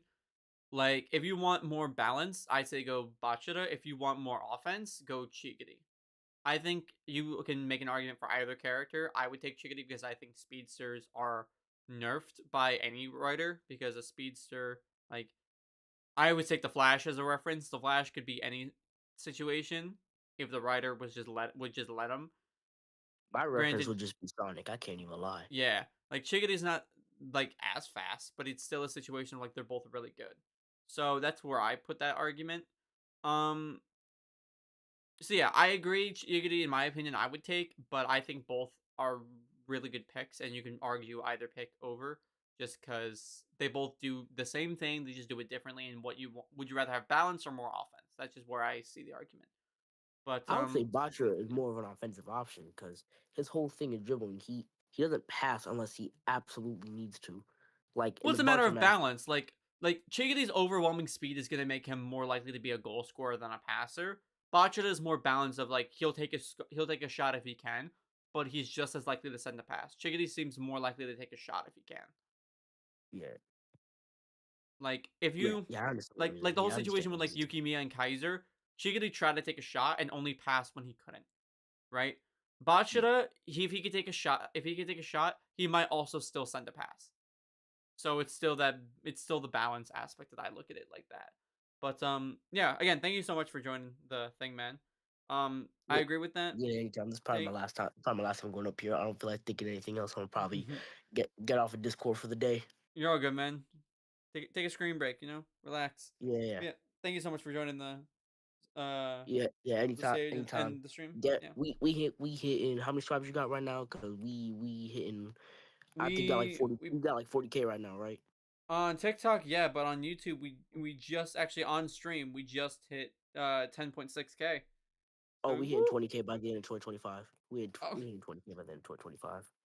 Hopefully, the latest video I posted is doing well. It's at 12K views in less than 4 hours. It's better one. It's one of the better ones since the trailer. So Yeah, I mean everybody subscribe to my boy. This is probably one of the best, probably one of the best BLUELOCK creators on YouTube. I mean, So I'm gonna need him to get 20K by the end of 2025. we're gonna surpass Hiro one of these days. We're gonna surpass him. I'm cranking out double the amount of content and a movie. What's my man doing? Nah, but go sub to him too. He's great. He's Yeah. great. But yeah, thank you so much, man, for joining the stream. Let's pull some more people in and get some more hot takes. Yeah, all right. All right, appreciate you, man. Audience. All right, awesome. Next one we got here. We got Kira. Kira, we're pulling you in. Hello. Hello. Is How you this doing, man? purely for like only BLUELOCK, or can I say that Inazuma 11 is better than BLUELOCK as a football anime? That's fine. I mean, I like Inazuma 11. I really like it. I think it's cool. Yeah. I think it's severely underrated. I like it as well because like they genuinely have powers instead of just having these like overly what visual looks like things. power. Yeah, what looked they legit like the Yeah, just- fire tornado, bro. I Yeah, love. like and it's like Demon Slayer versus like Yeah. Bleach, where they have actual powers in comparison to like Yeah. having special effects, but they can feel and like see and experience it. Like, huh? Yeah, I I'm think like, yeah. BLUELOCK is definitely my favorite, but Inazuma 11 doesn't get talked enough about. It's really good, and Yeah, I'm honestly, BLUELOCK is you know a what? little I'm more gonna do a grounded. rewatch. I'm gonna do a rewatch. I think here's the thing. I think BLUELOCK sits right at the perfect margin of like 50-50. So like for Yeah. more realistic shows, you have things like Aoishi and Haikyuu, which they're a little more unrealistic, but they're still somewhat realistic. But like, and then on the other end, you have like Kuroko Basket in Inazuma 11 that are just like you have straight powers, man. Like, And Baki, but like, yeah, Baki I can forgive because they take themselves so serious that in turn it makes it like yeah, normal. it's funny. Yeah. But BLUELOCK is like the 50-50 thing, like powers that seem crazy but are somewhat grounded, and then like it's the perfect 50-50 margin. That's where I put it. But yeah. Again, I'm gonna probably do a Inazuma 11 rewatch someday. Honestly, might throw it on. Maybe you can give like a review or something like that. Maybe. I'll see. I really liked Inazuma 11, and I think it deserves more conversation about. I just gotta find a good place to watch it. Like, here's the thing. I hate using pirated sites for watching shows. Like, if it's watching a movie, I'll do that. But like, Disney XD, because like, was it on Disney XD? Yeah, it was in my country with like the best dubbed version with like the best song. Like the Dutch version, absolute amazing. Maybe it's on Disney. I hope it's on Disney Plus. Maybe I don't know. I'll find it. I'll find someplace to watch it. But yeah, thank you so much, man, for joining the stream. I appreciate you for being here. I really like your videos. Thank you, man. It means a lot. Bye.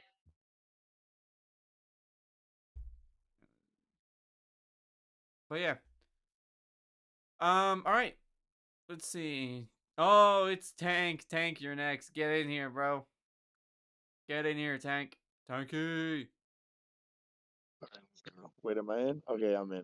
Oh yeah, you're in. What's up, man? How you doing? It's been a minute. I haven't spoken to you even for like the writer thing. How you doing?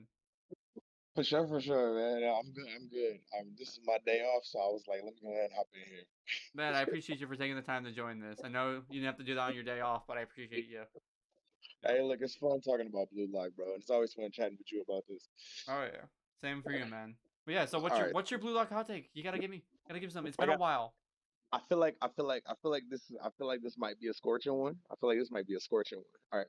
If it's scorching, I might get up and leave the room. Don't put me in the hot seat too much. Come on, hit me. All right, well, let's see. Hey, let's see. All right, so my hot take is Rayo is better than Nagi. Okay, hold up. Okay, because this isn't too bad. I need some context. So under what context are we talking?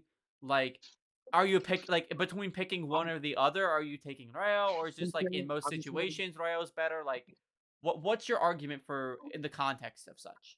Like, okay, so I mean, like, I don't want to. So I'm not gonna take the easy route of just going, oh, wait, he's the better overall player, because like that's more obvious. What's true, I'm but gonna say Rayo is a better striker than Nagi. And my reasoning for that is mainly because he's better. Rayo is better at getting is better at like being able to move the ball. So like if he's in the striker position, you give him the ball, he has a better chance of getting to the goal than Nagi does. Like solo, as well as he has because of all the different abilities that he can copy, he's damn near impossible to read. While like Nagi can be countered if you counter him before he gets the ball. Like if he gets the ball, then odds are he's going to score. But Rayo's like only slightly less likely to score just when you first get the ball, you automatically score with it.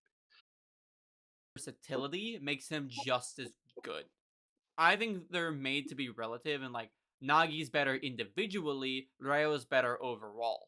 But in terms of the relative impact on the game, it's kind of like the Loreen. It's kind of like the Loreen and Isagi thing. Isagi's better individually. No, Loreen's better individually, but Isagi's better in a group unit, in a group situation. That's how I view Nagi and Rayo. And I think like the things Nagi can do are inhuman. And while Rayo can do things that may seem that way, like he can't fully copy Sai. Like the only thing he can copy for Sai is like short range precision passing and the cross Elasco nutmeg dribbling. He can't copy Sai's precision passing because every single time he does a long pass, it's always copying Rain.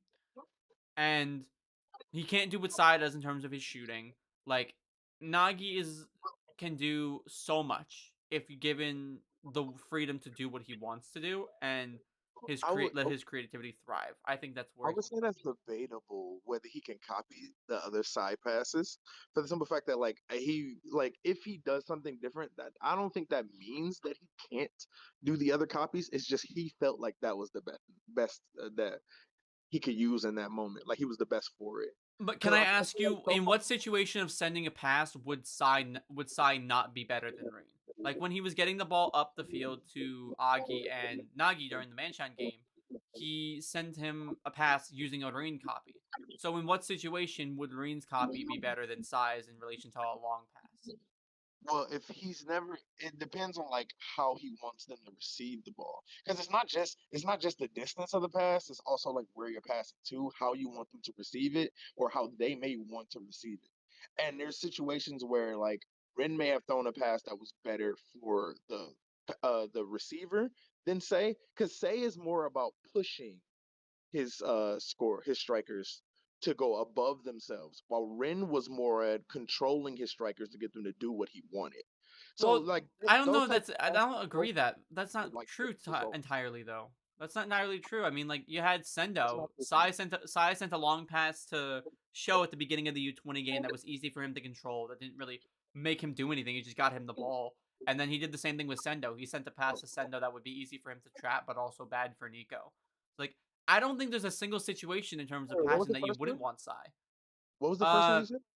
Sai sent a pass to Show in the U20 game that made it super easy for him to control, dropped right at his feet. It didn't tell him to do anything. It just got him the ball. And then the same thing for Sendo. Like, in terms of just getting your teammate the ball, there's no one better than... Those were just like regular... Yeah, but those were just like regular passes. I mean, like when he's trying to help somebody score. Like yeah, but even then, you can't force an idea. That was the whole thing against Rayo copying, with working with Nagi. He just needed to get the ball up there to Nagi so he could do his thing. He just said, here's a pass. So wouldn't Sai be better in that regard? No, Sai doesn't. I'm not saying Sai forces an idea. I was saying Ren is the one that forces an idea. Exactly. Say tries to push you to perform your best. He doesn't actually try to like force you to think in any type of way. He tries to read your mind to put it where you would want it, where you could do the best you could possibly do. Like he tries to push you beyond your limits.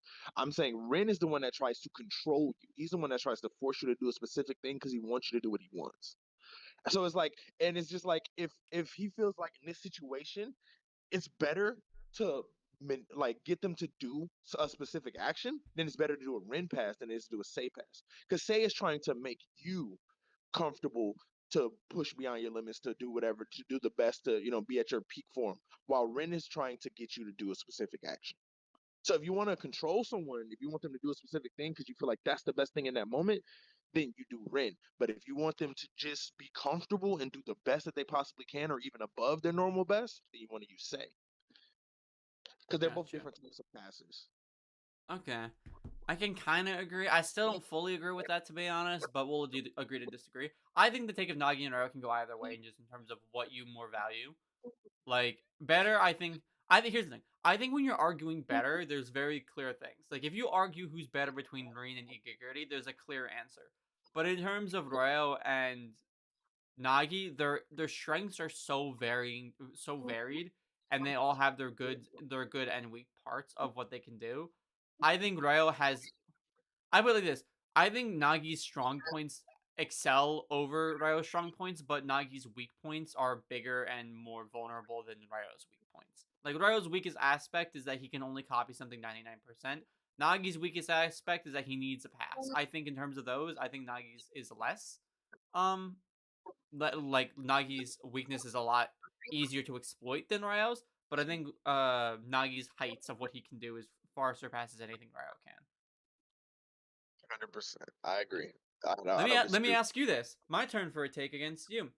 Do you think Ryo can copy the Kaiser impact? No, he cannot copy anything that he can't physically do. So like he can't copy like Ryu's like jump receive because he can't copy his jump height. He can't copy like the Kaiser impact. He can't copy like But why can't he? But why can't he copy the Kaiser impact? Because when it comes down to it, like nobody has that kicking speed. He doesn't have the physicality for it. And the thing is, only person that knows how to have the physicality for it right now is Kaiser, because even Noah doesn't know how to emulate it. So like basically it's one of those things. It's like Shigiri's speed. It's something that is like more of a physical thing and less of a technique thing. And he trained himself specifically to be able to do that. And nobody seems to know how to like copy that same, or how to train up the same kind of thing. They all just seem confused about it.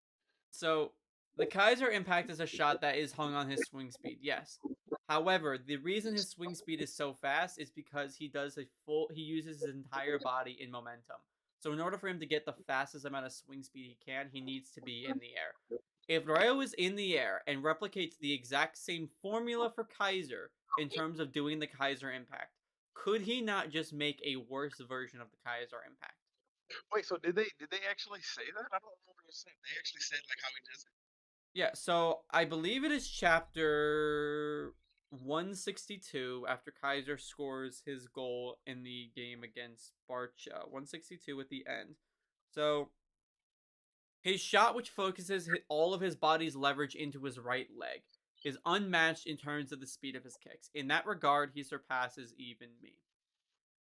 I think if Ryo just did the same thing. Actually, it makes sense because like he's a talented learner. He's not a genius, which means he had to learn it. I mean, so you know what? Actually, it does make. Actually, Ryo probably should be able to copy. I would say it does. It actually makes more sense for him to be able to copy. I forgot. Like the fact is, Kaiser is a talented learner. That's not like something that's like a part of his body or anything. And again, like, so if he can learn it, then Ryo can learn it. It's not a matter of like here's the thing. I think we all know Kaiser's leg swing is at least somewhat faster than normal. Like, it's faster than the average person. Even his backstory looked like he was using the Kaiser impact on the police. But if he if I do the same formula as the Kaiser impact just without the swing speed, I'm still gonna be able to kick it faster than normal because I'm executing it in the exact same way that Kaiser is. And there was nobody in the series with better body balance and dexterity than Ryo. So if he trains himself to have a similar physique and like execution of the Kaiser impact as Kaiser, it won't be as fast, but it'll be faster than a normal person does. I mean, like with him having like the strength to do things like Aiku's jumping receive and having the like precision to do like the Nagi flip turn goal. I mean, not goal, like shot or whatever to pass. But like with him being able to do like him having that precision and that kind of like him having that kind of physicality, it would make sense for him to be able to do it. Now, there's a chance that he might not. There's a chance that like it might require like more leg strength potentially. Obviously, yeah, but he can train that. He's at Manchan City. Yeah, I was just about to say, yeah. He could definitely like if he doesn't have the leg strength for it, he could definitely train it. but he might even have it already, to be honest. Like, cause like he's there with Chris Prince, so Chris Prince probably got pushed all his physicals to like a much higher level, so his copies would all be better and he could be as good as anybody else out there physically. Yeah, that's So just what I yeah, think. I mean, yeah, because like I mean, he even copied like Neo's like full body press or whatever, and that is mainly just core strength, and he Yeah. was able to copy that like immediately back into U20. Yeah. And Neo got that. It looked like he got that grown man strength. So like, Oh yeah. if he's able to copy that, like yeah, like he probably can. He probably can. Like it makes sense. Yeah. I wonder if he can. I wonder if he can copy like Zantetsu's takeoff. Probably. Maybe he could probably get the acceleration. He probably reaches top speed, but he won't be fast. Yeah, because like, do you think Zantetsu's takeoff is more of a technique thing or more of a genius thing? Genius. Because I mean, like, it could be arguably because for the simple fact that like he's dope. He just does. He's just naturally able to do this shit. Listen, So, like, Soul, your argument. I'm saying like it could be technique. It could be technique though. Yeah, like Soul. You say that he can train to use it. Yeah, but I'm not saying it's gonna be 100%. None of Ryo's copies have ever been 100%. Like yeah. he's just replicating the formula for it. Like yeah, and the thing is, if he copied it, like his kick would probably just be the second fastest out of like second. It still would be like probably like the second fastest in the world. Even if you like a 99% Kaiser impact is probably still faster than like everybody else's kicks, even like Noah's. Yeah, I mean, it's gonna be way faster. Because this is what I think is gonna happen in Barcha. I think he's gonna pull off a copied Kaiser impact. He saw it firsthand. Like in what got me thinking this comes from like what Ryo can do, but also I believe it was chapter 181. I believe it was when Kaiser scored his goal, and yeah, the writer's gonna keep holding him back. Yeah, Ryo says, "Wow, he really got it through. Like he got it through that small gap." And if we go all the way up to the top when we get the reactions, Ryo's like, "So this is the Kaiser impact," and I think it'd be very interesting to see him do that. I think it'd be something very interesting to see him do something weaker. I feel like a combination of like the writer and his mentality keeps holding him back though, because he could have been the star of Manshine already. Yeah. Just with his copying ability, he could have been able to, because he can literally do everything. So that means he can literally like hop on defense, block them, take the ball, then become like a midfielder and get it up the field, and then just say screw it and just score it himself. Like he could literally do whatever, but he just chooses not to, which is a combination of him wanting to help Nagi, but even when he doesn't want to help Nagi, I feel like the writer holds him back to keep him from like going crazy. Because I feel like he could. I feel like he could have like been done things like that. But because of that, I don't feel like he's going to do the Kaiser impact. Not because he can't, but because the writer's going to keep holding him back. Yeah. Like like speedsters, Yeah, exactly. Yeah. Exactly. But yeah. Again, thank you so much, man, for joining the stage. I appreciate you coming in on here. For sure. Thanks for having me, man. No problem, man. All right. Thank you so much, man. See you. See ya. All right. Next person in is Soul. Soul. Yo, what's up, bro? What's up, Yo, man? How you doing? Listen up, bro. About that last point, that Rayo fiasco, right? Listen, about that Predeye stuff. I think the way you're going about it, right? The way I guess the way you're predicting this goal might go for Rayo, I don't think it's viable at all. Because if you're thinking about it, right? He's supposedly a master of all trades, right? Like that's his whole thing.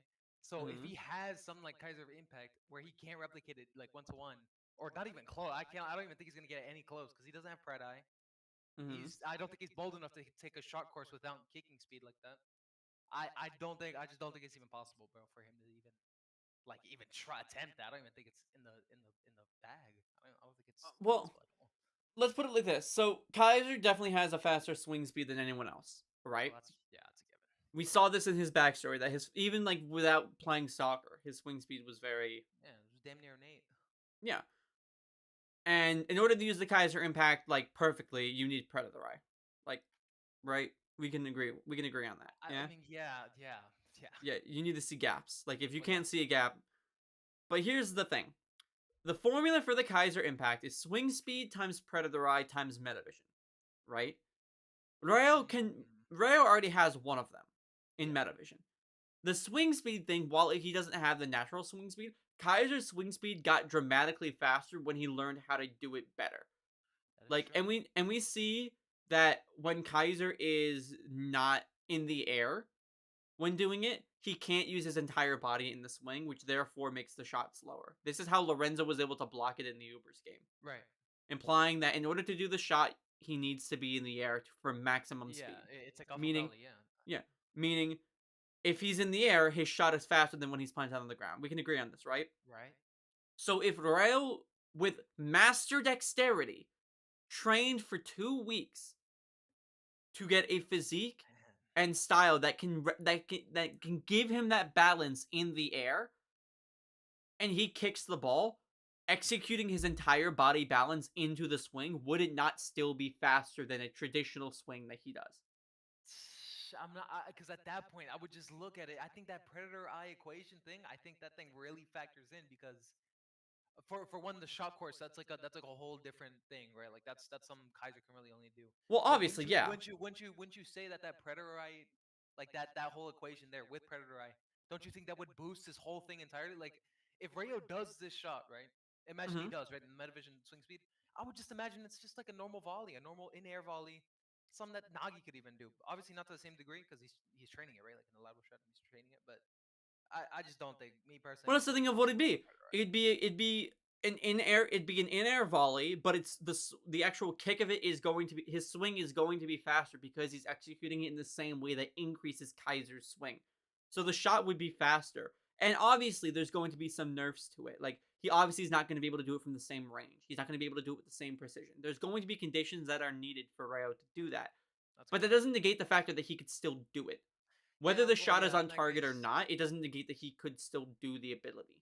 Well, yeah. In that case, yeah. In that token, I definitely say it's probably possible, like in theory, right? But yeah. I think it just comes down to any talented learner with any talented learner or genius with extreme body balance can do it with enough training and execution.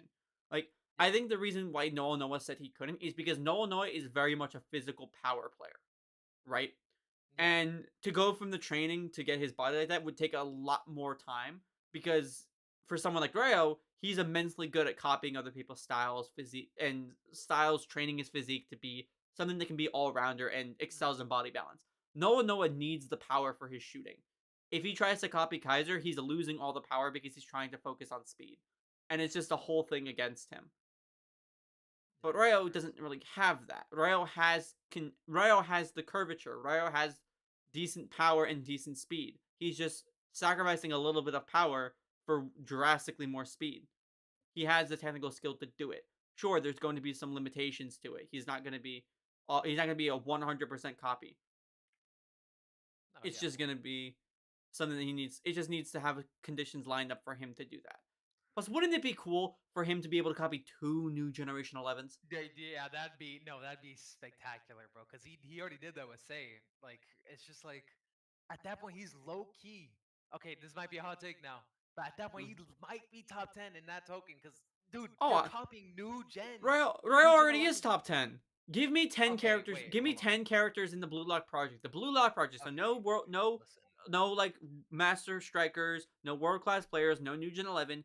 Currently in the BLUELOCK project, give me a top 10 individually. Give me your top 10.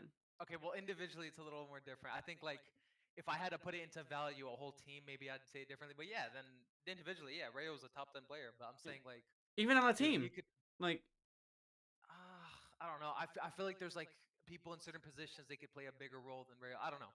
I'd have to. Really? Yeah, I definitely think that. Yeah. Like, if I'll give you like a whole draft, I probably wouldn't take Rayo over a lot of these people, and that's like top 10. So. Really? So like someone like, I would take him over someone like Hiyori. Well, I mean, I haven't really seen like what's like for Hiyori, right? I haven't really seen what Hiyori can do without Isagi. Not really, like, entirely. He hasn't really passed anyone else. Yeah. Like, I've seen the Kunigami 1-2 with like that was cool and all, but I don't think I wouldn't pick Hiyori either. But I'm saying people like, I mean, call me crazy. I'd take people like RU, put him center back, anchor there. People like I think Audio is good, but I think Audio is what he got. He got reach and he got jumping. Rayo's got pretty much any technical skill in his bag. Yeah, like I would like that duo, right? Like a Rayo RUCB like in Utoni match, but it's like I wouldn't prioritize that. I'll tell you this: if I'm picking a team, I'm taking Ryo over Shido, 100%. Depends. Well, Rayo's more like a thing you have to center around. I see what you mean. I guess a lot of people would pick Rayo, but definitely not my first or 10th pick, bro. So yeah. Well, he's not my first pick, but he's definitely like Ryo. If like here's the thing: I've done draft battle videos, and I'm working on one now. I would want to get like how I usually do it. I would want Sire or Kaiser if I'm picking my starting thing, because the rule I always do with my buddies: 1 new Gen 11 allowed. You can pick 1 new Gen 11. So I would say I'm taking Sire Kaiser off the rip if I get first pick. Yeah. And then I would take Aiku on defense. And then I do Chigiri for third. That's my usual thing. Yeah, that's a banger trade. That's my usual lineup. After that, I don't know, because you also have to think about Rayo. Can he really do all the things he can do, right? Like on his lonesome, like because that whole Rin stuff, that whole Sei stuff, it's cool and all, but I think it gets to a point with that Nagi. That's my opinion. Yeah, I agree with you. All this stuff because not like he had the motivation of doing this with Nagi and stuff. I think it just comes down to he copied Rin Stravella. He copied IQ's Serpent defense. He's copied Nue's core press. He's copied Asai's Cross Elastico. He's copied Yukimiya's Gyro Shot. Like he has an arsenal. He definitely does have an arsenal, but it's like, jeez, man, I don't think he's on the level of value as some of these players. That's all I think for a draft. Yeah, and I think I'd be fine with him taking him, but I could definitely see his value, bro. I was also thinking, how well can he copy? He copied a genius move in Nagi. Yeah, these are geniuses. These aren't Tennyson learners. These are. He copied Yukimiya, who's a genius. He copied Nagi, who's I guess Yukimiya's Gyro Shot could be more of a talented learner or a tactical skill rather than something unique to him. Yeah. But he copied Nagi's trapping. Is that because he's just been with Nagi for so long, or because he could just do? He kind of stated it, no? That. Well, he said I know this move. I know this move better than anyone. Like, is it because can he only trap because he knows Nagi, or can he just, or is that can he just trap anyways? No, I definitely think he could just trap anyways because he's that good. But even with that, I think it's just like. But then you have an extra if you're going on a field, you have an extra goal scorer because he can copy Rain, he can copy Yukimiya.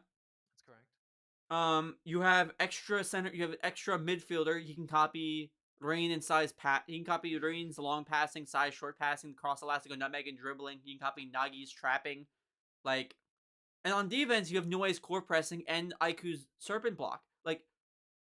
He's great in any position you want to put him in, and I think great in any position outclasses above average in one position. Someone like Shido is above average as a striker. I think being good in every position or being really good in every position outclasses that. Yeah, well, in that case, yeah, Rayo definitely top 10 individually, but yeah. Anyways, sorry, we're drifting off the hot take. What's your hot take? What's your hot take? I have a couple, but the one I really wanted to get up here, just to have it out here. Has anyone really talked about episode Nagi? No. I don't think anyone's actually mentioned episode Nagi at all. It relates to this. I'm thinking, right? My hot take. I think the choreography in episode Nagi. Also, you've caught up, right? Fully? Yeah. I drop videos. I gotta do this to get paid. Of course, I gotta stay caught up, man. Well, of course. It's just you know. No, obviously. But the choreography in episode Nagi. Me personally, I think this might be crazy, but I think it was a little much. I think it was a little over the top.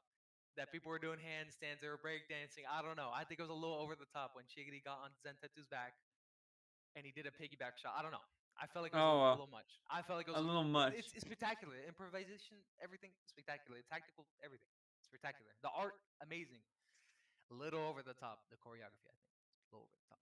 That's all I think. That's it. I think it's definitely over the top. I don't think it's over the top. I think it's just over the top in the current context. Where are they doing this currently? This is second selection. If they were doing this currently, I would have no issue. I think it would be okay, this is the level they're at now. But the only people I've seen to this is Noel Noah, and that guy. Where was Nagi's breakdance shot? Where is that? Where has that been? I'd honestly love to see something like that. Like I guess they don't really have a lot of options to do that. Like he's not pulling that off in an NEL game, especially Kiori. He's on left back, right? Like he's not doing that. But yeah, Kiori got 1 assist. This is like that's legit all we can say he did. He got 1 assist this game. It was a he made assist, but he made 1 pass. That's all he did.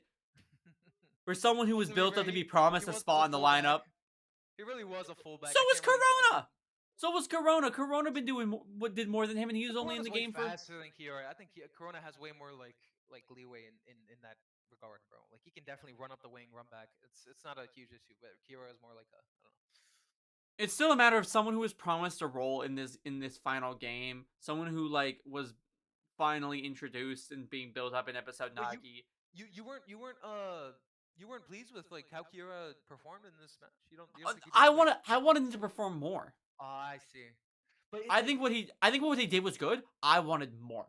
I think his whole character is perfect for what the match was. Like he teeters on the borderline. He decides what to do there. I think it was perfect. Him at fullback.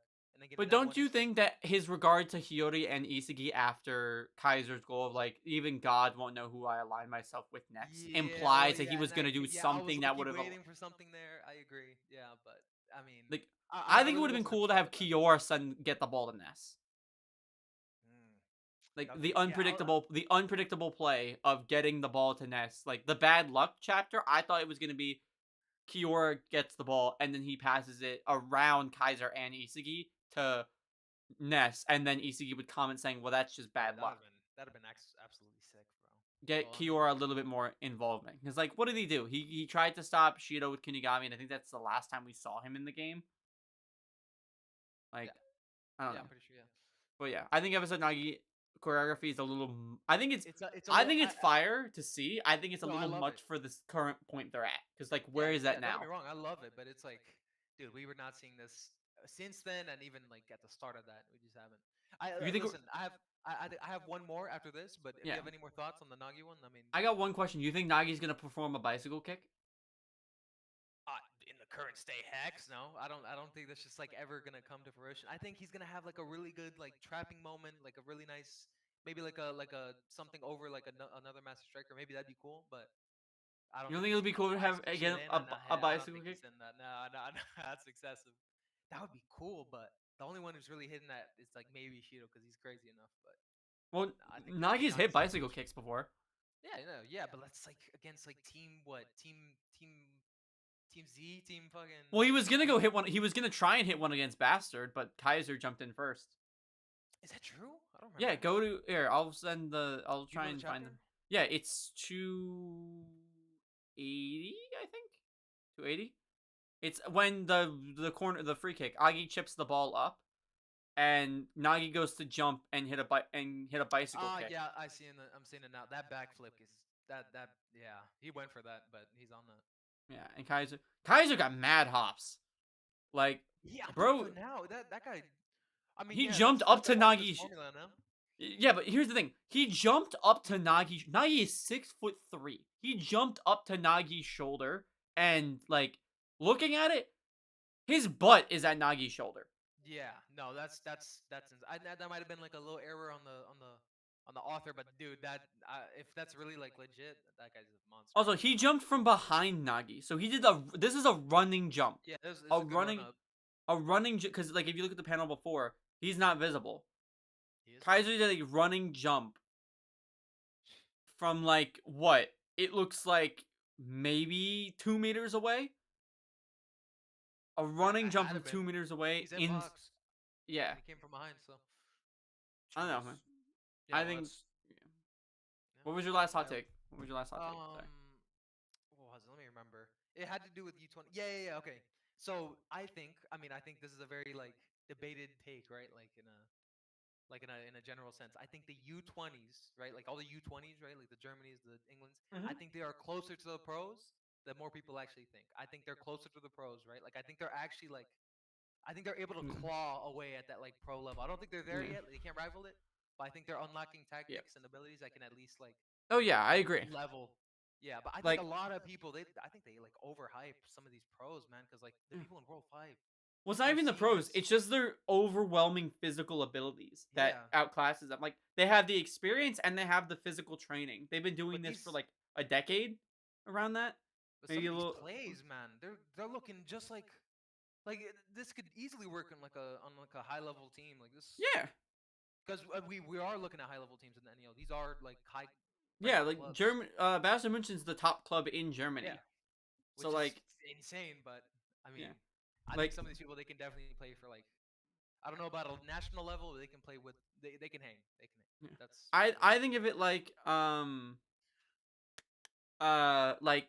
we know Metavision's already a world class weapon. Like it's already confirmed to be a weapon of world class category. I just think it just comes down to the physical abilities to separate them. Like, give Isagi Kunigami's physique and telling me that he's not matching Noah 1-to-1.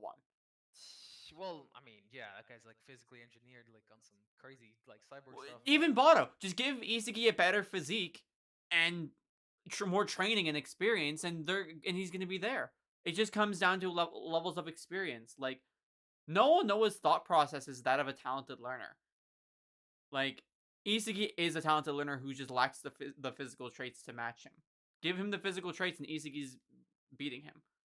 He just needs the experience is all. Like, you know, that's what I really like about this series, where it's like you don't really need a genius to be at that top, and Isagi being the main character, also a talented learner, I like that a lot. That's what I'm saying. He's a U20. He can easily hang with these pros, and I think some of these people they overhype him a little bit, but that's it.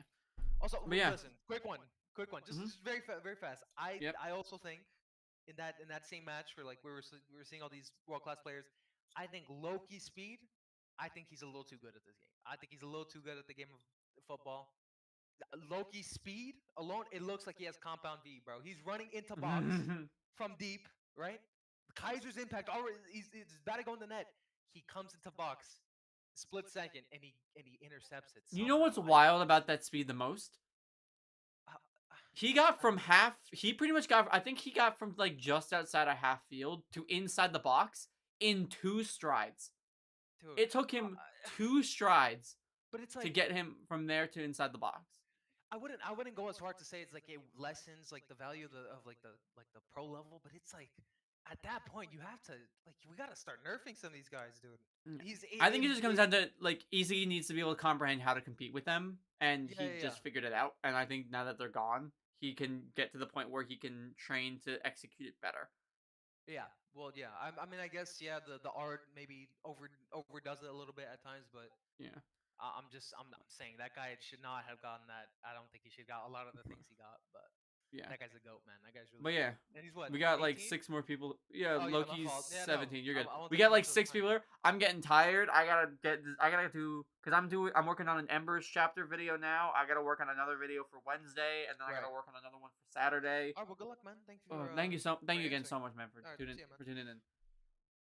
But yeah, all right, everyone. So I'm only gonna be taking these last 6 requests because the stream's been going on for about almost 2 hours. So I'm just gonna go down the list. If you unsubmit your thing, you're not gonna get put in. But yeah, we'll start with this guy, new member. N. Hello. Hey man, what's up? How you doing? I hope everyone's having a wonderful day. My hot take. And I put in the chat, I said that PXG is a narratively disappointing team. I talked about this a bit on the BLUELOCK Reddit a little bit like a couple months ago, but TLDR, I think I don't know how others think since the match has come to a conclusion. I genuinely think that PXG, I wouldn't say wasted, because wasted it's not like nobody didn't do anything. That's not what happened. There were definitely some really crazy players and really cool shit. I think narratively though, PXG could have been a bit more. This is like the final boss of the NEL, and it felt like, to me personally, this is my opinion, it became the Rin, Kaiser, and Isagi show. It was the Rin, Kaiser, Shido, and Isagi show, because that's what they set up. That's Shido was in there. After Shido scored his first goal, it truly did become the Isagi, Kaiser, and Rin show. And I think that's a bit disappointing to me personally. I know Tokumitsu and Zantetsu aren't top 15. They're not even. I'd argue some of them aren't even top 10 players anymore. But it really sucks because the players that are on PXG didn't even get to play in the U20 game. We haven't seen them play since third selection. Zantetsu didn't play in the U20 game. Tokumitsu didn't play in the U20 game. Nanase didn't play in the U20 game. I think Nanase's character being relegated to just being Rin's like passer boy. Yeah, I think that is kind of cool, but it also takes a lot away from Nanase. Nanase, Isagi, and Hiyori were a trio back in third selection. They don't even interact in this game. I don't think they even speak to each other in this game. They don't speak to each other. They barely say anything. What does Nanase think about Isagi and Hiyori unlocking meta vision? What does he think about them being on a higher plane of existence? Nothing. Absolutely nothing. Zantetsu does nothing in this game. Actually nothing. I don't think Zantetsu does anything, and it's really Zantetsu does something. He just Tokimitsu does nothing. Tokimitsu does nothing, and Zantetsu barely. I don't think Tokimitsu contributed to a single positive play. Yeah, and it's like, okay, cool. Tokimitsu, I can argue. Maybe I could argue. Zantetsu, him, Ryo, and Nagi are a trio. Zantetsu in episode Nagi is cooking. Oh my! Like every episode Nagi chapter, I see him doing chemical reactions. Spoilers, by the way. Sorry. Are we allowed to talk about episode Nagi? Yeah. Okay, cool. Yeah. I'm seeing Zantetsu doing link up plays with Chiguri, doing chemical reactions. One of my biggest expectations for this game was Zantetsu and Loki. They have the same ability type, right? Am I correct in saying that they have the same what's it called? What's the word in BLUELOCK? I forgot what it's called. Ego type? Weapon. Oh, the weapon? They have the same weapon, right? Zantetsu and Loki. Zantetsu and kind Loki of. Speed, right? Kind of. Okay. So, like, Loki has explosive acceleration. It's just that what separates him apart is that Loki has such long strides that he can hit his top speed off his very first stride. So as soon as he goes to take one step, he's already the speed and he's moving from his first step. He's going to be moving that fast consistently. Yeah. Like, okay. Zantetsu gets to his top speed fast, but then he burns out. As soon as I found out Zantetsu was on the same team as Loki at the beginning of the NEL, this was back like 2 years ago. In my head, I'm like, they're gonna definitely do a chemical reaction, or Zantetsu's going to ask Loki for advice to learn how to like improve his speed. Doesn't do that because Loki doesn't care about PXG. Not that he doesn't care about PXG. He doesn't care about the NEL. He only cares about Charles's development. I thought Charles was cool. That's the only thing I will give PXG. I think Charles being this amazing at such a young age gives me very high prospect about the World Cup. Not the U20, because he is 15. He likely won't be in the U20 World Cup. People believe he will. Unfortunately, I'm one of those people. I think he might be because Ray Doc is up to no good. That's the only way I see Charles being able to participate is like the Ray Doc shit. I think he's gonna be. I think what's gonna happen is that the U20 World Cup is gonna come, right? The big bad of that is going to be Loki and Charles. Okay. They are going to be the big bad. They're going to be the final boss for Japan to win the World Cup. After that, then because here's the thing, I don't think Sai is going to play. You don't think Sai is going to be in the U20 at all? No. Okay. I think what's going to happen is that the thing that will lead Japan to changing and Sai come back to play would be them winning the U20 World Cup. Okay, and ECU leading them to victory. Defeating and how they're set up here, Loki is set up to be the next big villain. Have them beat Loki. Sai considered that Japan being changed, and now he comes back to play for Japan in the final World Cup. Yeah. Because like if Sai comes back in the U20, what purpose does Hiyori have? What is Hiyori's purpose when Sai can do everything he can do and more and better? I actually completely agree with that. Hiyori is being set up as being on he's as good as passing as Sai. So Sai participating in the U20 is kind of null and void. I saw some people saying Sai's gonna take the 25th spot. I do not agree with that at all. I think that I don't know. I think that fucks over the whole NEL arc because these guys have worked hard to get these bids, to get these values. I don't know. Sai just being like this, Sai gets to join because he's Sai. I just think that's ridiculous. Yeah, and they kick out the final person. Like, I don't. Like, that's that's top crazy. 23, but Sai's gonna take the 23rd spot. Okay, and whoever was 23rd ridiculous. Is getting booted out because of a technicality. Yeah, that's fucked. I think what will likely happen. I'll circle back to my main point in a minute. I know you're extremely tired, bro. Give me a second, but no, you're good. I think what will likely happen is I think Isagi might, given what Isagi just did in the latest chapter, he will probably get the bid from Real. I think he will get the bid from Real, or he will either take Kaiser's bid, or maybe Kaiser just decides not to go to Real. Maybe he feels like he can, but I don't think he will, because he wants to get out of Noah's shadow, and Noah literally admitted in this game, I do not fuck with you, I'm using you. So I think Kaiser might take it, but but I know recently Kaneshiro did a bunch of interviews, right? Correct me if I'm wrong, like they were asking him questions, and I believe he said, "Oh, don't worry, Sai and Isagi will team up. Don't worry, like just wait. They will." So I think the only way I can see that happening is either in the actual World Cup, or if there is a tiny small club arc, either like just because obviously everyone's gonna get signed to their clubs, club football. If there's like a tiny little club arc, Isagi goes to Real or goes to train with Real or some bullshit. He goes to Real and then him and Sai link up and he's like, wow, Sai's so cool. And then we get to actually see what the full link up is like in the actual World Cup. I think that'd be pretty cool. I'm not too knowledgeable about how clubs work and when transfers happen. I believe the World Cup is in a couple weeks in BLUELOCK timeline. So it's got 20 World Cup. Yeah. It's got 7 weeks. 7 weeks. So maybe there will be a tiny arc of everyone going to their clubs and saying, hi, hey, I'm joining. And then they go and then they participate. I don't know how it's all going to work. Man, you nearly word for word described a theory video I had made like a month ago.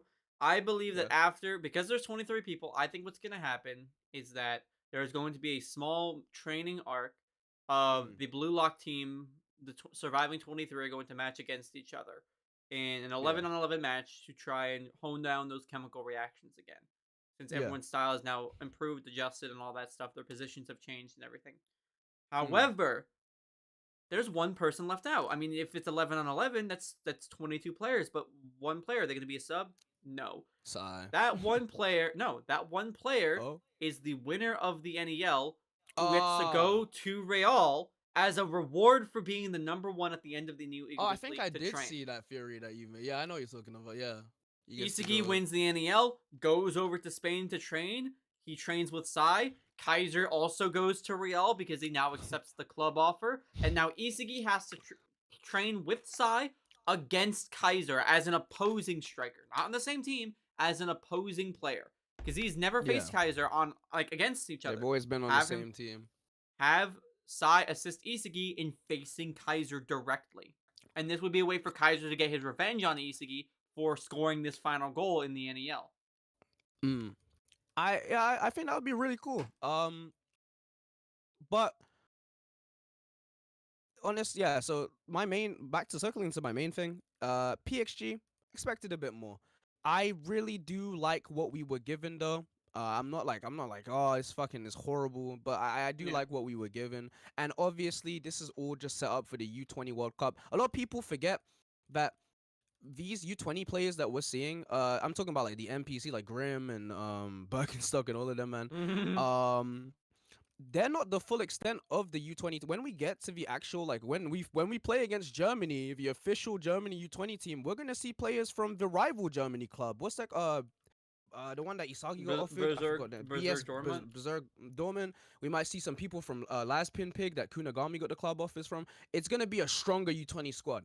I think all of these U20 squads are gonna get buffed up for the U20 arc. It's not gonna be Grimm and Birkenstock and Mensa. It's probably gonna be more people. I don't know. So I also think this is where you could tie in Ray Dark to the story, because the theory leans in of I believe Ray Dark is the guy who crushed Sai's dream.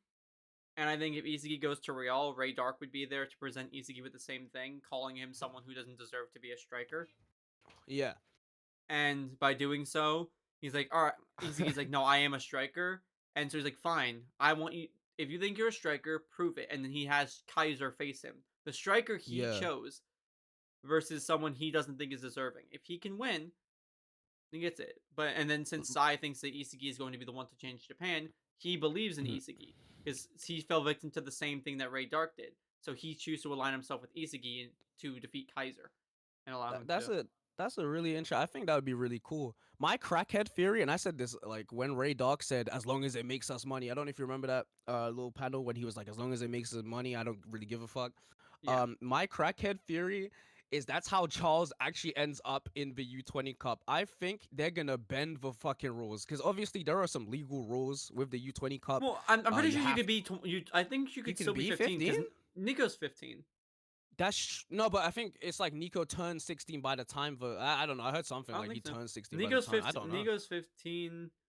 Is he not 16 yet? I thought he was. No, Nico's 15, and hey, Charles might turn 16. We don't know. That's true. I think Ray Doc is gonna do some crackhead shit, and I think it has something to do with Blue Lock TV's success. As we know, Blue Lock TV extremely successful. Ego won. Like everyone's watching in, everyone's locked in, everyone's tuned in. I think they're gonna see, wow, this is making a ton of money. Let's bend the rules. How about we just throw in some new, just start throwing in people. Yeah. I don't know. I just think it'd be cool. But that's about it, man. Before I go, my last crackhead thing. I think that Messi player from Manshine is gonna score 3 goals in the Manshine game against. All right, get out of here. Get out of here. Get out of here. He's the secret wild card. He's gonna be the hero. Not Nagi. It's him. He's gonna score 3 goals. Nishuka has as much chance of scoring 3 goals in that game as Igaguri does. Nah, I'm messing with you. I don't think he will. I do think it's gonna be a tough match for Nagi and Rio though. I think a lot of people think Nagi is just gonna get like this hat trick. He likely will, maybe. No, I don't think so. But I think Bachara scoring 2. I think Rio might score 1. Yeah. I think Chikuri might score 1, and I think Nagi will score the last one. I'm the same thing. I think Atoya is gonna score 1 though. I think Atoya is gonna score. Just because like if same situation happens that did against PXG, if Atoya was able to score against PXG, I think he'll be able to score against Manshine. All right, man. Hope you have a wonderful day, brother. Thank you so much, man. I hope you have a good day too. See ya. All right, next person we got. You got Hamid.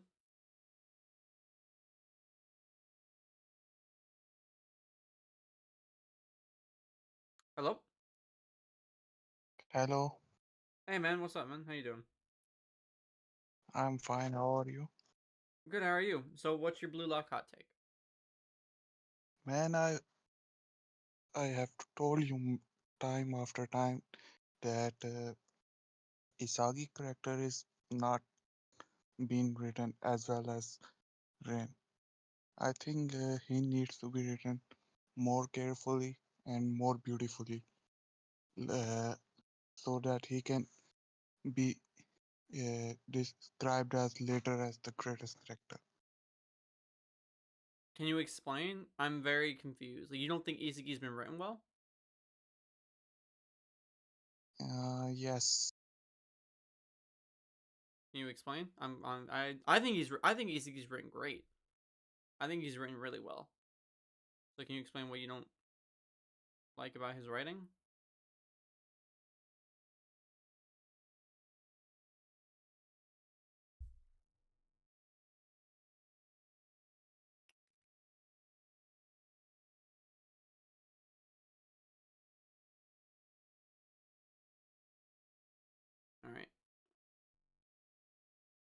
Alright. I'm just gonna move him out. Yeah. Alright. Random Egoist. You are... Hey. Hey, man. How you doing? I'm doing good. So, what is your Blue Lock hot take? My hot take is that after the recent episodes of Episode Nagi, I think Karasu and Atoya's ranking in the 3rd selection was inflated due to their partnership and not their individual skills. Okay. See, I'm in a very similar boat as you. I made a video explaining what I think the top 6 means. I might make a YouTube video on it, but I made a TikTok saying how, like, the top 6 were made out of pairs that could hone each of those top 6, but also everyone else in response. Like, Shido and Rin were paired together because despite having 2 very, very unique and different play styles, they both managed to score against the World 5. So by seeing if they could find a way to put their styles together, they could potentially be a deadly striker duo going into the U20 game. That was the reason for them 2 being paired. Karasu and Otoyo were paired because of their incredible synchronicity, and it would already cause an issue for the opposing team to play against, but also those who were on their team to try and establish themselves into that already solid formation. And then Yukimiya and Nagi is very Yukimiya is very individualistic. He doesn't really need other people. He's made to be a one-on-one player.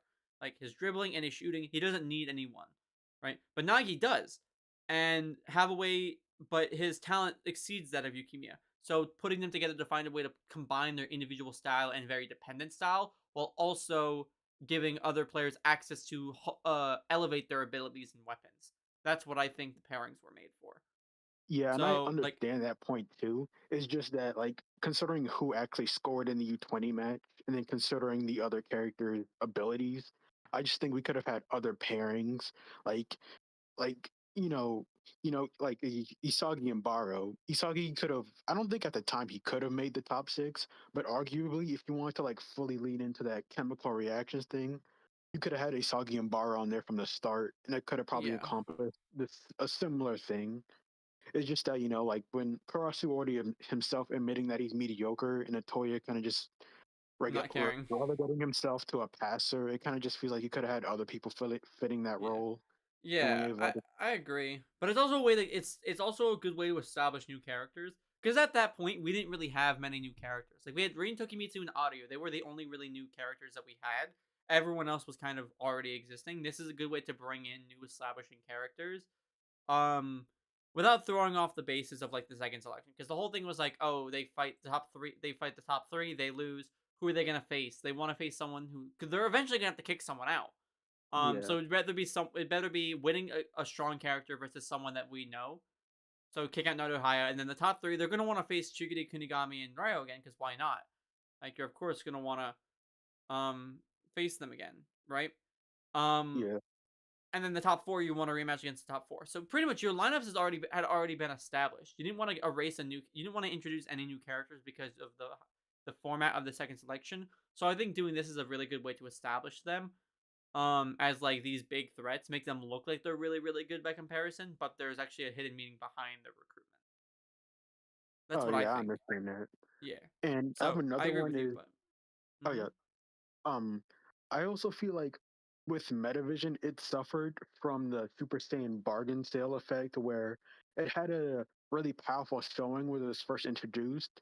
And then going forward, as more people get it and we see more people use it, I just feel like the community just feels like everyone who gets it, they should be doing certain things. And then when going forward, it's like, how will it be handled? Because like I feel like the Japan team is just stacked with characters, not even just for Metavision, with like Predator Eye and Ren.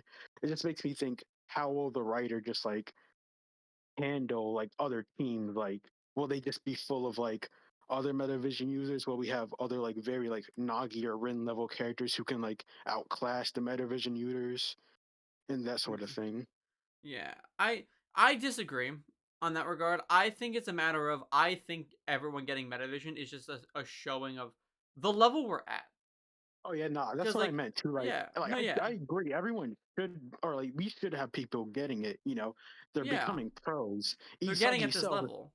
Yeah, he said pros. A lot of pros probably have the ability. My question is like, how will the writer handle this? Because like, even though that's the case, like we still have people like Bergen, Stock, and stuff like the NPCs.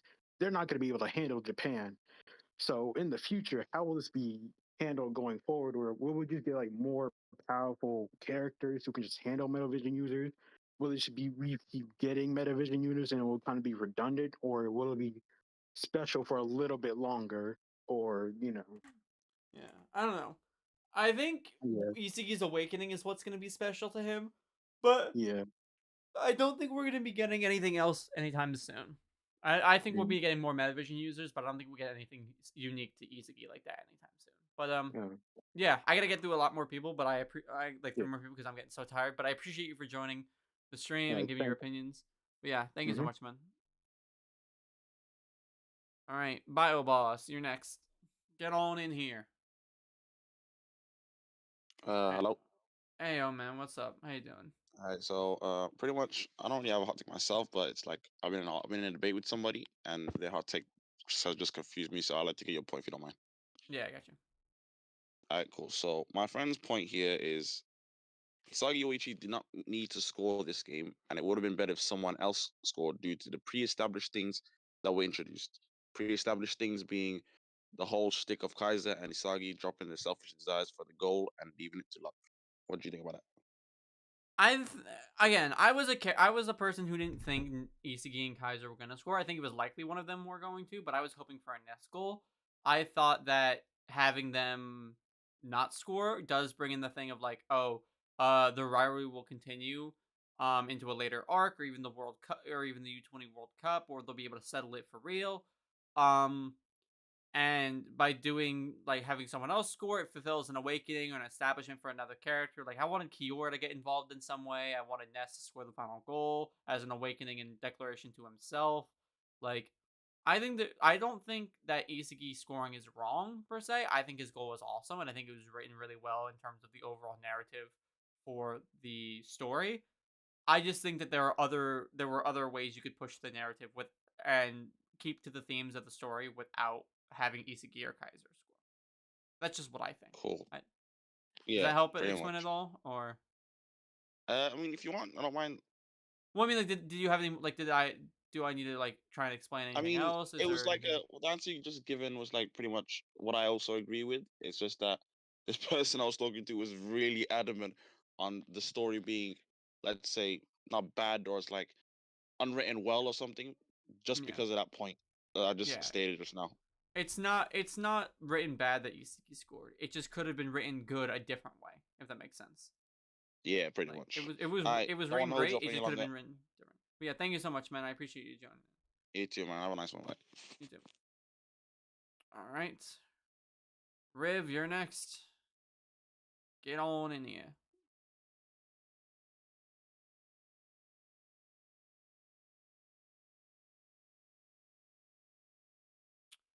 Riv, you've been invited to speak.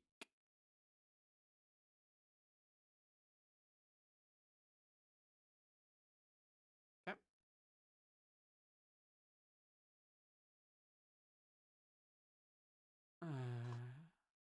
Hey, man, how you doing? Hello, good afternoon. So Good. I'm just gonna ask 2 questions because you're tired. So No, you're good. Go ahead. one question is, what do you think on why Ego stopped playing soccer but instead became a coach to make the world best striker?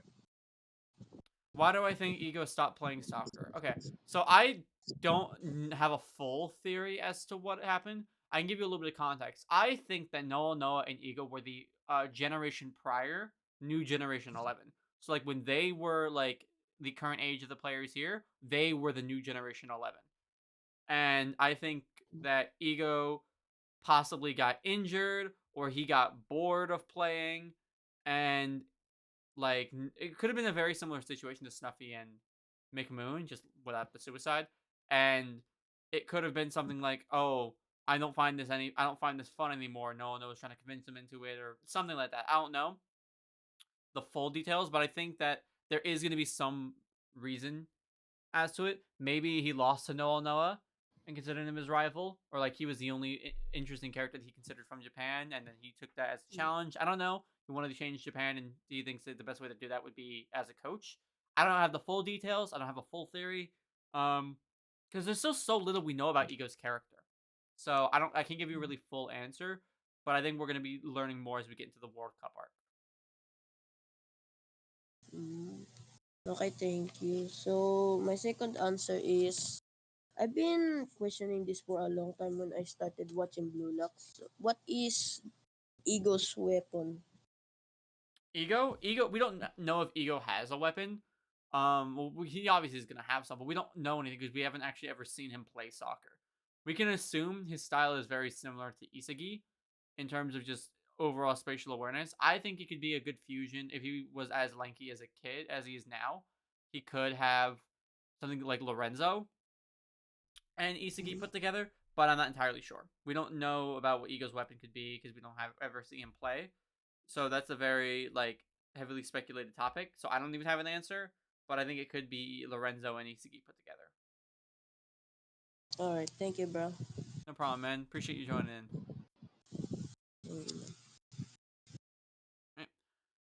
All right, and the last person. Sorry, Tang. I'm gonna go through this last person. I can't include you. I'm sorry.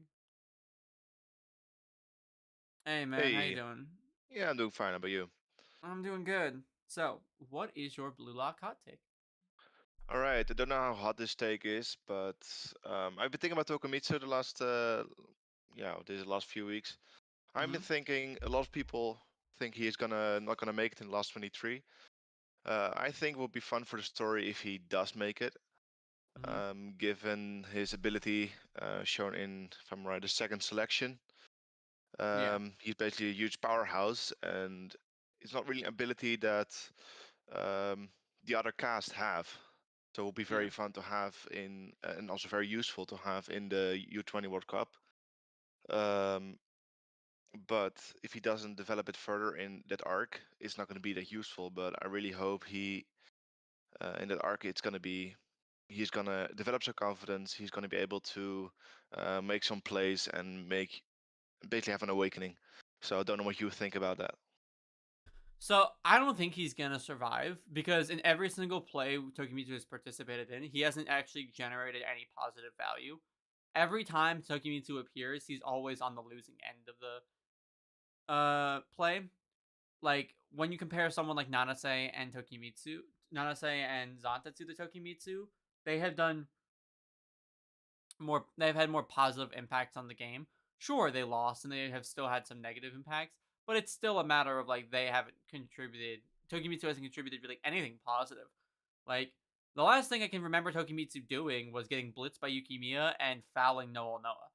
Like that's really all he did, and I don't even know if you want to call the foul a positive because he got a yellow card in the end. Out of every play Tokimitsu participated in, he didn't do anything good. And while there's other characters who have done good, could definitely deserve his spot, I think like Raichi already has his weapons, the unlimited stamina, the indomitable physique. Like Tokimitsu provides nothing that someone like Raichi doesn't already provide. And in that regard, I think like Tokimitsu might be stronger, but he's been held off by Raichi and Corona.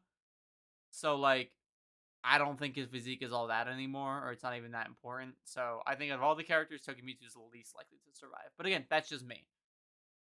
I completely agree with you saying. Like the feat that he has shown is basically not good at all. Basically, the yellow card he's got and also the fall that almost contributed in a goal from the free kick.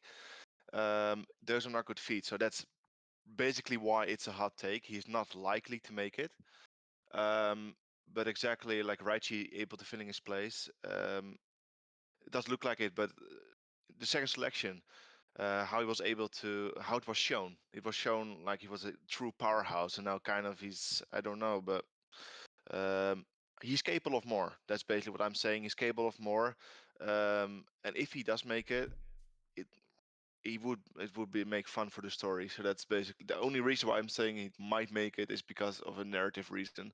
It doesn't make any sense at all from if you look at the actual things happening. That I completely agree with. But for a narrative reason, I would really like to see him make it. Yeah, I think so too. I think that's very. I think it's a good. I think I would like. I think Tokimitsu could do more, but he's just not. I think it's. I think his time has run out. I think he just existed as a character just to fill up spots now, and I think it's been disappointing how he's been written. But that's just me. All right. Yeah, thank you so much, man, for joining into the stage. I appreciate you coming in. Yes, it was fun. Yeah. Right. Thank you so much, man. But yeah, that's all the takes we're doing today. We've been going for 2 hours and 20 minutes. I'm gonna go pass out, and then I'm gonna wake up and work on my Embers video that drops tomorrow, and then I'm gonna work on my chapter video, my Isagi breakdown video as to why him scoring the goal makes sense. That's gonna go up Wednesday, and then I'm gonna do something similar to Raven's video this Saturday. So everyone, stay tuned for that. I might cover a chapter video on next weekend. We might not get a stream just because I have some family stuff. It's my brother's birthday, so I'm gonna celebrate with him. But you'll be getting a video though, hopefully. And then Ember's video would go up next Monday as well. But yeah, thank you guys so much for tuning into the stream. It's been like two hours or something. I appreciate everyone for joining and taking the time to stay there with me for 2 hours. And yeah, go check out my latest video on the chapter. We go more in depth